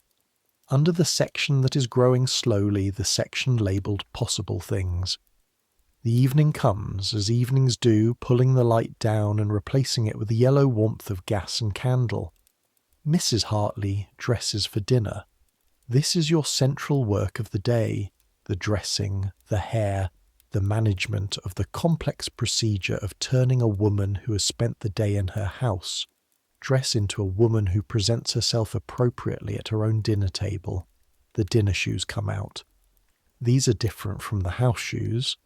Lower, because dinner in your own home does not require the same performance as going out, but still pointed at the toe, still with the small heel that her silhouette demands. They are silk, not leather, a dark green that matches nothing in her wardrobe precisely but complements everything, a calculated choice from 3 years ago. They are her prettiest shoes. They are the shoes she shows most pride in. You ease them on, right foot first, then left. The left, with its bunion, takes a moment longer. She exhales. She looks down at her feet in the shoes, and her expression contains something that is not quite contentment, but is in that neighbourhood. A recognition that the aesthetic effect she's been aiming for has been achieved. That her appearance is what she intends it to be. She doesn't know, or doesn't choose to acknowledge, that you have been watching the progressive change in her left shoe's shape for 2 years. That you've been watching the bunion grow, slowly and consistently, making its case through the leather. That you've been watching her walk in her fashionable shoes with the particular adaptation of a person who's learned to manage pain by rooting around it. The slight favouring of the left, the slight stiffness at the toe of the stride that distributes the weight away from the joint. She knows that her foot hurts. She knows this as a fact she holds in a particular compartment, not suppressed exactly, more managed, held at a distance from the parts of herself that are visible to other people. It is a private thing, the hurting, in a world in which women's bodies are frequently private to the point of being unspeakable, in which the presentation of the body matters enormously, and the actual condition of the body is a separate matter, handled in private, mentioned to doctors only when the discrepancy between presentation and condition can no longer be managed alone. "Thank you, Sarah," she says. Her voice is the composed voice of a woman who has assembled herself for the evening, all the various parts in their proper place. "Good night, Ma'am. You take the house shoes downstairs, you put them in their place, you go about the remaining work of the day. At 9:30 you sit down again, this time in your own room, in the dark because Hetty is already asleep and you don't want to wake her with a candle, and you take off both boots, both stockings. You look at your feet by the faint light from the corridor that comes under the door. They are not in any conventional sense remarkable. They are the feet of a young woman who works hard. They are shaped by what they have done and what has been done to them. The skin at the heel is thick, and the crack in the left is a darker line in the thicker skin. The little toe on the right has its scar tissue and its slight crowding against the fourth. The beginning of the bunion on the left, the very early stages of a joint beginning to consider its options. They have walked approximately 6 miles today. They have stood and moved through a working day of 15 hours. They have done this today, and they will do it tomorrow, and they have been doing it for 4 years, and the marks of it are there if you know to look. You hold your left foot in your hand, a strange thing to do, not something you ordinarily do, but something that follows from the day and its conversations. You feel the shape of it, the arch, the curve of the heel, the way the toes lie, the joint of the big toe with its slight swelling, very slight, the beginning. The callus at the ball of the foot, smooth and hard as a shell. You press your thumb into the arch, not hard, just present. The tension in there, the rope-like quality of the plantar fascia under the skin is familiar. You have no name for it. You know what it feels like because you know your own feet the way you know your own hands, not through study but through the knowledge that accumulates in a body over time, the inventory of itself. Mr. Carmichael said, "A properly fitted shoe, wide enough at the toe, low enough at the heel." Agnes said, "He traces the foot, both feet." You think about the joint of Mrs. Hartley's left foot pushing against the leather of her shoe. You think about where that joint will be in 5 years, in 10, the progression that Mr. Carmichael described with the flatness of someone who has watched it many times. You think about Polly, the bunion that grew through the shoe. You put your foot down, you flex your toes. You feel them respond, all 5 of them. The familiar range of motion, still good, still full, still yours. You are 23 years old. The joint on your left foot is at the very beginning of something that could be many things depending on what happens next. This is not a conclusion. This is a fact in progress. You are in the middle of it, the way everyone is always in the middle of their own facts, unable to see ahead to what the thing will become. But something Mr. Carmichael said is sitting in a specific place in your mind, not the part about Mrs. Hartley or the progression or the pain becoming a better argument than common sense. Something he said earlier, almost incidentally. I make those shoes. I make them for women who ask me to and who are able to choose function over fashion, who ask him to. That is the operative phrase. He makes them for women who ask. which implies that the asking is the condition, not the position or the income or the status, but the asking you have never asked. You've never thought to ask, because the category of asking for something different was not one you had fully understood was available, was something women could do, was something a woman in your position could do in a shop like Mr. Carmichael's. But today, for the first time, it presents itself as a question rather than an impossibility. Not a certainty, a question. What would it cost to ask? Not in money. You know the money question is complicated and you'll think about it later. But what would it cost in the other currency? The one that runs through everything in this city. The currency of appearance and legibility, and being read correctly by the people who read you. A lady's maid in improper shoes. A woman whose shoes signal that she has chosen comfort over fashion. You think about the woman on Oxford Street, the one with the practical boots who walked differently than her companions. Faster, easier, more range of motion. She was going somewhere, wherever she was, going somewhere efficiently. And you think about where you're going. Not today, not this specific errand to the drapers and the bootmakers. Where you are going in the larger sense, the multi-year sense, the sense that involves the bunion on your left foot and the crack in your right heel and the scar on your little toe and all of it accumulating year by year. The way things accumulate when you're not paying attention to them. You lie back on the bed.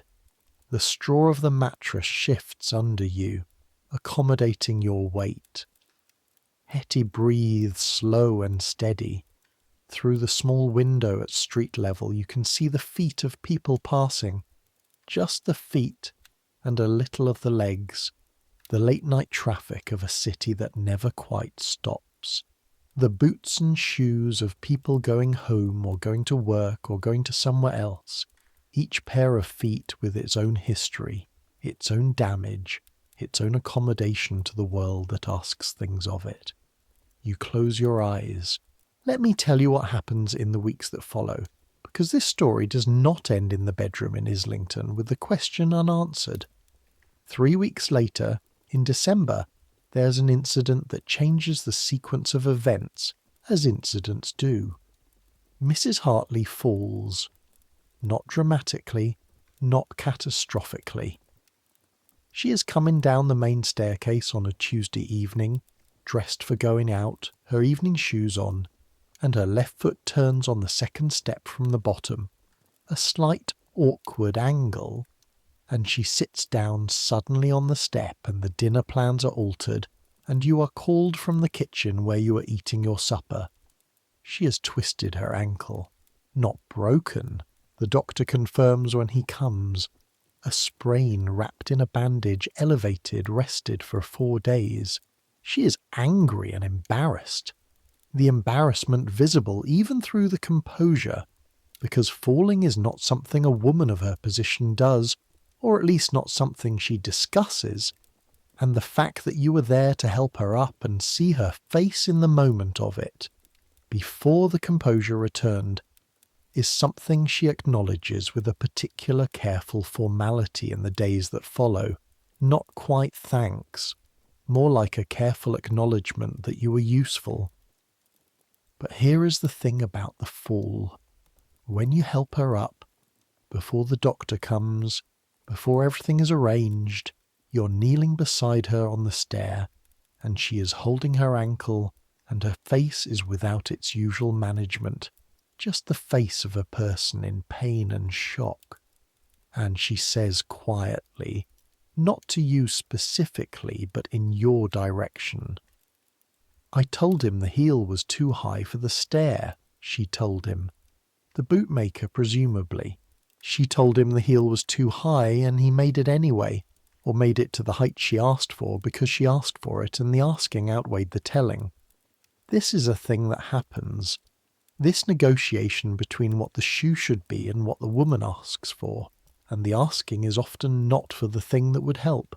You don't say anything. You hold her ankle and keep your face composed and wait for the doctor, but in the 4 days she spends resting, during which you bring her things and read to her in the afternoons, and manage the household in the way that a good lady's maid manages it.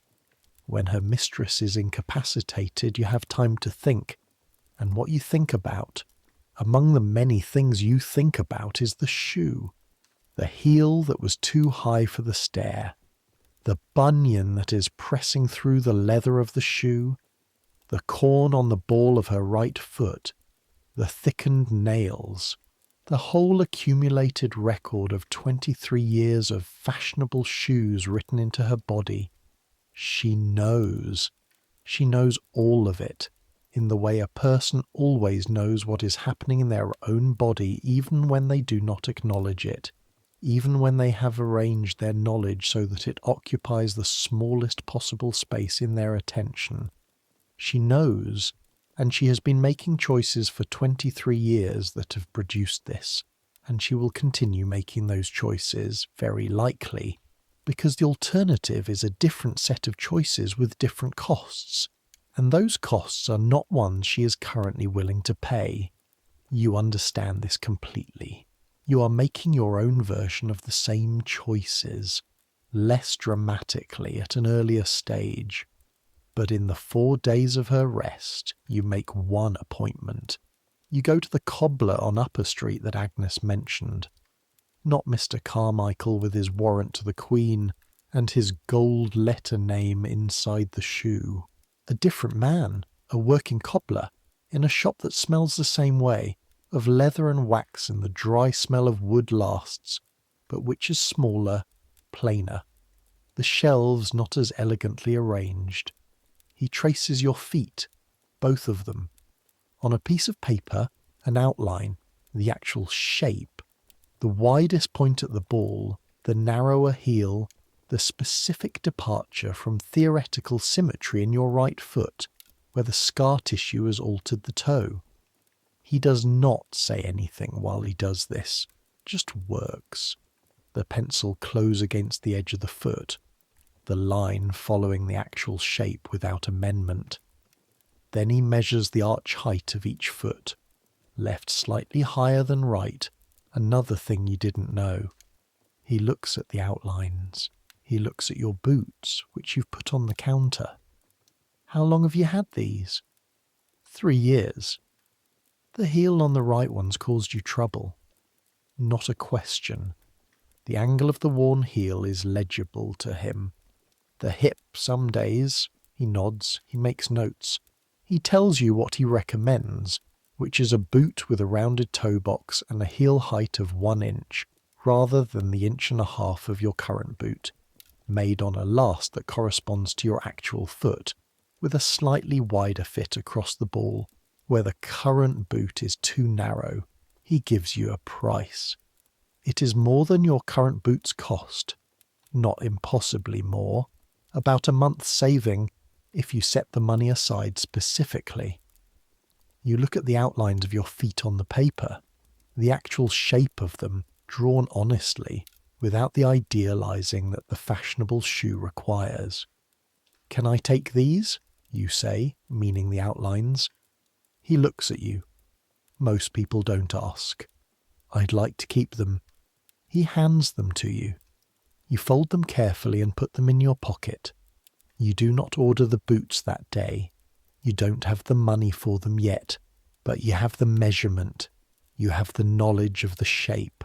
You have the outline on paper that is the first time you realize that you have seen your feet represented honestly, outside of the idealizing architecture of the shoe that is made not for your foot, but for the idealized foot that fashion has decided a woman's foot should be.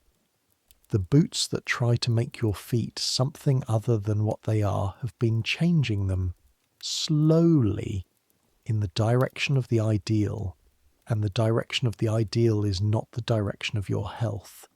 You know this now with a precision you didn't have before. Not just felt, not just noted in the vague way that things are noted when you're busy and tired and there are always more urgent things to attend to. Known, named, placed in the specific category of things that can be changed. Mrs. Hartley recovers in 5 days, not 4. She's back in her shoes on the 6th day. The same shoes, the same heel height, the same pointed toe. She's mentioned nothing about the shoe that was too high for the stair, and you have not mentioned it either. This is, by the rules of your working relationship, correct. What she acknowledges, she acknowledges. What she does not acknowledge is not yours to raise. But when you help her with the button hook on the morning of her return to her shoes, you notice that she pauses before she stands. Just a pause, a preparation. As if she's bracing herself for what standing in those shoes will feel like after 5 days without them. She stands, she smooths her skirt. She looks at herself in the glass. "Thank you, Sarah," she says. The same words as always. You say nothing.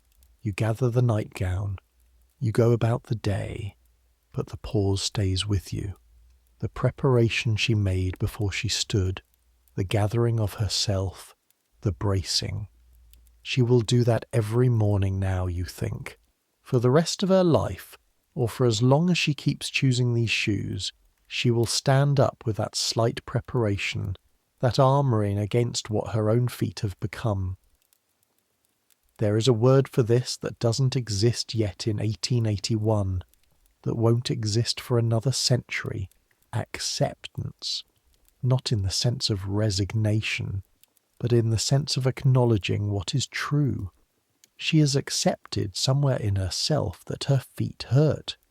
She has accepted it so completely that the acceptance has become the preparation, the pause before standing, the silent acknowledgement that this is the condition, and today is the day she continues in it. You have not yet made that acceptance. You're still young enough to be between the before and the after. The bunion is small, the crack is manageable, the scar tissue is a nuisance but not a crisis. The outlines of your feet are in the pocket of your good coat, the one you wear on Sundays. December moves toward Christmas. The house gets busier with the social obligations that the season requires. More callers, more evenings out, more occasions that require the full ceremony of dressing and undressing, more trips you make through the cold streets on errands. Your outdoor boots continue their decline, the heel angle on the right getting slightly worse, the paper in the sole of the left indoor boot requiring replacement every few days. On Christmas Day, the household has a half day off. You walk with Agnes to a church in Clerkenwell for the morning service, and afterward you walk together through the city, not for any purpose, just walking. The way you sometimes walk on free days when the weather is good enough, to see the city being different, to remind yourself that it has a version of itself that is not about errands. The city is nearly quiet on Christmas Day. Not entirely, never entirely, but quieter than the weekday city. A different rhythm. The streets are cold and dry, a frost that has laid itself over everything overnight and left the cobblestones white and exact in the Christmas morning light. You walk and Agnes talks about her family in Hertfordshire, and you talk about yours in Maidstone, and the conversation has the particular quality of people sharing the outlines of a previous life that is still present in memory, not lost, but different now from what you are. At one point Agnes stops and takes off her right boot. Just stands there on the cold pavement holding it, looking at the inside of it. "What is it?" you ask. "Seam's gone," she says. "Inside seam at the heel. That's the 3rd time this winter." She puts it back on. She laces it. She keeps walking, the boot no longer quite what it was, the seam giving slightly with each step in a way that will produce rubbing by the time she's walked another mile. You think about the cobbler on Upper Street. You think about Agnes's feet. the chilblains in January that she manages with wrapped cloth, and the minimal warmth available to the kitchen, the limp that comes and goes through the cold months. You think about whether you should mention him, the cobbler, the tracing, the honest outline of the foot. Agnes, you say. She looks at you. There's cobbler I've been to. He measures you properly, traces the foot. She looks at you for a moment. Upper Street? You know him. My sister went to him. After the second baby, her feet had changed. She said he was the first person who'd looked at her feet and measured what was actually there. You both walk in silence for a moment. The frost crackles very slightly under your boots. It costs more, you say. Everything that lasts costs more, Agnes says. That's the lesson I keep learning, you laugh.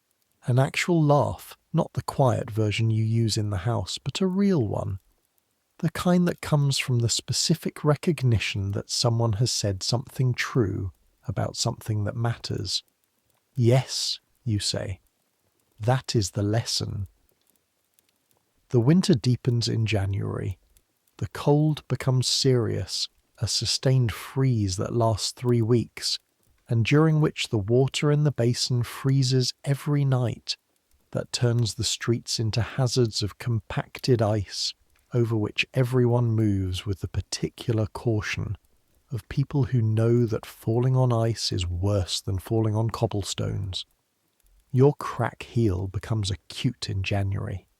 The cold dries the skin further, and the crack opens wider, not bleeding but raw, a fissure that sends its message up the leg with each step, not disabling, not even by your definition, fully painful, but insistent.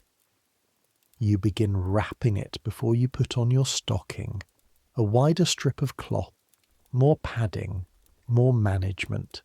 You also develop in January your first actual chilblain.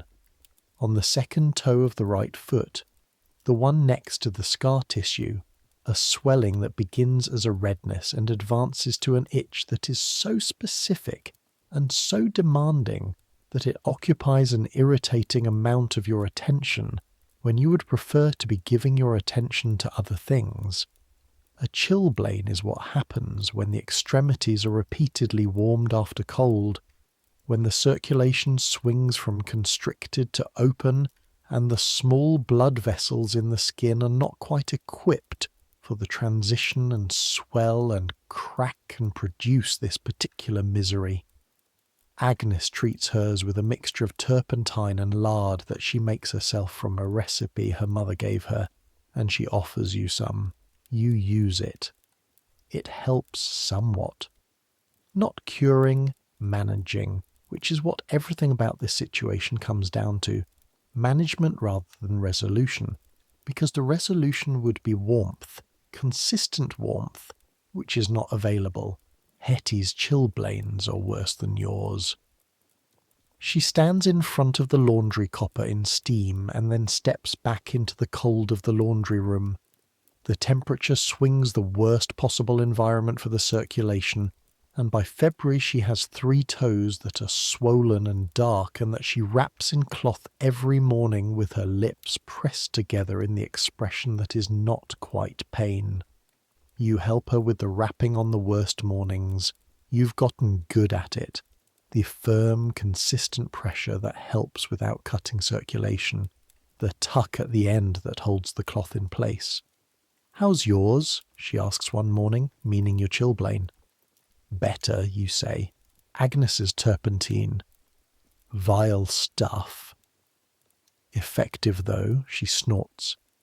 She stands and tests the wrapping by flexing her foot, checking the range of motion, and nods. She goes to the copper. You look at your own feet for a moment, the stockings on, the boots not yet, the morning before the morning begins. You think about all the feet in this house. Mrs. Hartley with her bunion and her corn and her thickened nails. Agnes with her chilblains and her years of standing on the kitchen flags. Hetty with her laundry copper toes. You with your heel and your scar and your beginning of a joint question on the left side. 5 women in this house, 5 pairs of feet, each pair carrying its own record, its own map of days and years and what those days and years have asked of them. None of these feet are being looked after in any systematic way. They are being managed. They are being gotten through. They are being each morning put into shoes and pointed at the day and expected to perform. 5 women in one house. Multiply this by the number of houses in London. Multiply it by the number of cities, the number of women, the number of shoes that don't fit, and the number of feet that have learned to live in them. This is the Victorian foot question. Not a question about fashion or medicine or class. A question about what a body is and what it is for, and who gets to decide what to do with it. The answer, in 1881, is not the woman wearing the shoe. March comes. The chilblain resolves, as chilblains do in spring, the warmth returning and the circulation settling and the misery of it simply stopping one day, leaving behind a slight tenderness that fades. You've been saving money since December, not large amounts, putting aside a small portion of your wages each week in the methodical way that you manage everything you manage, with the knowledge that the accumulation matters more than the amount. In March, you have enough. You go back to the cobbler on Upper Street. You bring the outlines, still in the pocket of your good coat, still perfectly legible. He looks at them. He looks at your feet, the current state of them, the indoor boots you've worn for this, which he examines with the focused attention of someone looking for information. He notes the heel, the angle, the wear pattern on the sole that tells him about your gait. He notes the scar tissue on the little toe, which he acknowledges with a nod that does not ask for explanation. Same specifications as we discussed, he asks. Yes, you say. With one change. He waits. The toe box. Agnes, who works in my house, says her sister found her feet had changed after pregnancy. More spread. He made her a wider toe box than the measurement suggested, and she said it was the best thing she'd ever done for her feet. He nods. For someone whose feet are still changing, it's sensible. How old are you? 23. Then yes. A little room to accommodate the natural changes of a young woman's feet is not wasteful. It's practical. He makes the notes. He tells you the date they'll be ready. He takes your deposit. You walk home in your old boots, which will be your old boots in 3 weeks, and the heel angle on the right and the crack in the left heel and the paper stuffing in the indoor left boot are all still there, still doing what they do, still the facts of the current situation. But the current situation ends in 3 weeks. You think on the way home about Mrs. Hartley, about whether to say anything, and what saying anything would look like, and whether it would be received as overstepping or as something else. You think about the pause she makes each morning before she stands. You think about the left shoe, the leather shaped around the joint that is remaking itself without her consent. You decide, after considerable thought, that you will not say anything, not directly, not with words. But 3 weeks later, when the new boots are ready, and you wear them for the first time on a morning errand, you walk differently. You know you walk differently because you can feel it, the range of motion in the toe, the more even distribution of weight across the ball, the heel height that does not tilt you forward and compress the front of the foot. You walk differently, and it feels, after 4 years of the other thing, remarkable. Not pain-free, the crack is still the crack and the scar tissue is still there, but different.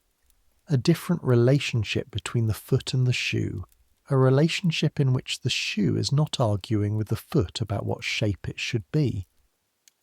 Mrs. Hartley notices, not the shoes exactly.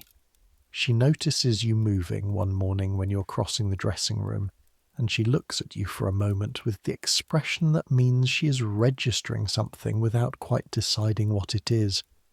She says nothing. 2 weeks later, she asks you to call Mr. Carmichael. When he comes, which he does at 3 on a Friday, she asks him to make her a pair of walking shoes, not house shoes. Walking shoes for the park, for the kinds of outdoor excursions that are less about social performance and more about the actual act of walking. A slightly wider fit, she says, at the toe. Mr. Carmichael does not smile. He's professional enough not to. But his eyes contain something that is not quite satisfaction, more like recognition. Yes, ma'am, he says. You're in the corner of the dressing room, putting away the folded laundry, your back to them, your face arranged in the neutral expression that is your professional expression, the expression of someone who is present but not listening. You are absolutely listening. And you are thinking about the woman in practical boots on Oxford Street, the one who walked faster, more range of motion, going somewhere efficiently. She was going somewhere. So are you. Now let the day settle around you. Let the sounds of the house move from the sharp clarity of the working hours into the softer register of evening. The dinner things being cleared, the fires banking, the last tasks of the last hour before the house takes its rest. You are upstairs in the dressing room putting things in their order for tomorrow, the hairpins in their case, the cream pots with their lids on, the ribbon in its drawer, the gold-brown one from Oxford Street that has been used and admired and now waits for the next occasion. Everything in its place, everything at the level of readiness that allows tomorrow to begin smoothly. Your feet in your new boots have carried you today through all of it. The stairs, the errands, the long afternoon, the evening preparations. The feedback from them is different than it used to be. Not absent, not entirely without its notes of tiredness and old damage, but different in quality. Less argument, more simple fact. Mrs. Hartley's shoes are at the corner of the dressing table. The house shoes, the ones with the left one shaped around the joint, and beside them the dinner shoes, the dark green silk which you have cleaned and wrapped for storage because she has no engagement tomorrow. They are beautiful shoes. You have always thought so. They are exactly what they were designed to be, which is an expression of aesthetic intention, of the specific beauty that the era has decided constitutes elegance in a woman's foot. They are also what they are, which is a constraint, a shaping force, a set of instructions to the foot about what it is supposed to be, carried out over thousands of hours in the form of leather and heel and pointed toe. The foot inside the shoe has its own opinions. The foot's opinions are expressed slowly, in the language of bone and skin, a language that takes years to become legible. By the time the language is fully legible, the conversation has been going on for a long time, and some of the changes it has written are permanent, but not all of them. That is the other thing you know now from the cobbler and his tracing and the paper outlines in your coat pocket. Not all of them. Some changes can be interrupted before they complete. Some trajectories can be altered. Some feet, given a different shoe, will stop moving in the direction they were moving and settle instead into something closer to what they were meant to be. This requires asking for a different shoe. It requires deciding that the asking matters more than the reading it generates, more than the judgment of a world that has strong opinions about how a woman's foot should look. It requires believing that your foot, as it actually is worth accommodating. This is a small belief. It is quiet belief. It does not make speeches or draw attention to itself. But in a world that has been telling women for centuries that the shoe matters more than the foot, that the appearance of the shoe matters more than the condition of the body inside it, that a narrow toe and a high heel are worth whatever the body pays for them, the quiet belief that your foot, as it actually is worth accommodating is not a small thing. It is, in its way, a revolution, conducted entirely in private, between a woman and a cobbler on Upper Street, between a pair of feet and a pair of boots that were made to fit them, entirely invisible to anyone who doesn't know to look. Come back to the night now. Come back to the attic room, the thin blanket, the breathing of Hetty beside you. Come back to the faint glow of the window and the sounds of the city doing what the city does after midnight. The sounds that are different from the day's sounds, but are still the city's sounds, still part of its continuous existence. Your feet are free of shoes. They are tired, as they are every night. They are the feet of a woman who has been on them for 15 hours. They are also, more than they used to be, in conversation with the floor of the world, feeling what's there rather than being managed away from it. Outside, London breathes. The gas lamps burn in the streets. The crossing sweepers have gone home. The cabs are still moving, late-night traffic. The horses' hooves a muffled rhythm on the cold stone. Every woman in this city tonight has taken her shoes off, or will take them off when she gets where she's going. Every woman from Mayfair to Whitechapel, from the Duchess with her French kid leather to the woman in Wentworth Street who wears shoes that were someone else's, every one of them has put her feet on the floor and felt the simple relief of it, the unconstrained moment between the shoe and the floor that is the body's private acknowledgement of the day's end. They do not talk about this. They will not talk about it tomorrow or next week, or in the drawing rooms and dinner parties and church pews and markets, where women meet each other and share all manner of information about themselves and their worlds. The foot is private. The shoe is public. The distance between the two is maintained, but in this moment, the private moment, between the shoe and sleep, the feet are just feet. The body is just a body. Yours has walked many miles. Yours has stood many hours. Yours has carried you through 4 years of this city, and the city has done what cities do, which is to make you someone you would not otherwise have been. Someone shaped by the specific pressures of this specific place and time, someone whose feet carry the record of it. You know more than you did. About feet, yes, but also about what it means to accommodate something that the world has not particularly considered, about the difference between the look of a thing and the life of a thing, about what it costs to prioritize appearance over function, and who pays that cost, and how long they pay it, and at what interest. You have the outlines of your feet in the pocket of your good coat. You have boots that were made for the feet you actually have. You have the beginning of a question on your left big toe joint that may not become the thing it was becoming. This is not everything.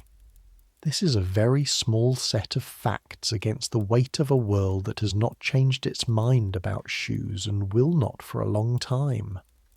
The fashionable shoe remains fashionable. The narrow toe remains the required shape. Women will continue to put their feet into it, and the feet will continue to have opinions about this arrangement, expressed in the slow language of bone and skin. But tonight, in the attic room in Islington, in the dark, your feet are on the mattress, free of everything, just themselves. Your toes flex, all 5 of them on each foot. The familiar range of motion, still good, still full. The city outside continues. The night is doing its long work of moving toward morning. The bell of some church marks another hour, somewhere north of the river. The sound coming through the cold air and the glass and the plaster of the walls and reaching you in the dark, a small clear signal that time is passing and you are here for it, warm enough, tired enough, safe enough. You have a roof and work and people who are counting on you and boots that were made for the shape of your feet, and the beginning of understanding something about what it means to take care of the body that takes care of everything else. That is more than many have. That is enough. Let the sounds get quieter. Let the city's breath slow into something more like a murmur. Let the thoughts that have been moving through the day settle. The way thoughts settle when the body is finally horizontal and the darkness is complete, into something softer, less insistent. There will be another morning. The bell will ring and you will stand and the floor will be cold and you will put on your stockings, left first, then right, with your careful fingers, and the day will begin again. The same and different. The same work, the same house, the same stairs, the same boots, but carrying a little more of everything you now know inside the ordinary movements of it. Mrs. Hartley will ring at 7:15. You will put on her shoes. You will see her pause before she stands. The world will not have changed overnight, but there is a pair of boots in the corner that were made for feet that are actually there, and there are outlines on paper that are the honest shape of something the fashionable world would prefer to be smaller and narrower and differently made, and there is a woman who asks for what her feet actually need, which is so ordinary a thing that it should not require courage, and yet in 1881 requires exactly that. The courage of a woman who decides her body is worth accommodating. That is not nothing. In the long history of feet and shoes and the bodies they belong to, that is not nothing at all. Let sleep come. Let it come the way it always comes after long days and cold nights, and the particular tiredness of a body that has been genuinely useful. Let the city fade. Let the sounds thin out. Let the darkness do what darkness does, which is to hold you while the day processes itself into the past, while tomorrow arranges itself in the wings, while the deep biological kindness of rest reaches down through the mattress and the floor and the cold stone and pulls you gently under. Centuries from now, this house will be different. The street will be paved and smooth and lit at night in ways you cannot imagine. The shoes will be different, some of them, wider-toed, and there will be names for all the things that are currently unnamed, hallux valgus and plantar fasciitis, and the whole vocabulary of foot care that is waiting to be written. Women will still take their shoes off at the end of a long day and feel the same relief you feel right now. The specific shape of their problems will have changed, some of them, but the body's response to the release of constraint will be the same. Feet are feet, rest is rest, and somewhere in the collection of things that have been quietly true throughout, the fact that the body beneath the shoe matters, that the foot inside the fashionable exterior has its own requirements and its own responses and its own slow way of making its position known. That fact will have found more words than it had in 1881. Not enough words, never quite enough words for what a body lives through. But more. You're already asleep. Good night.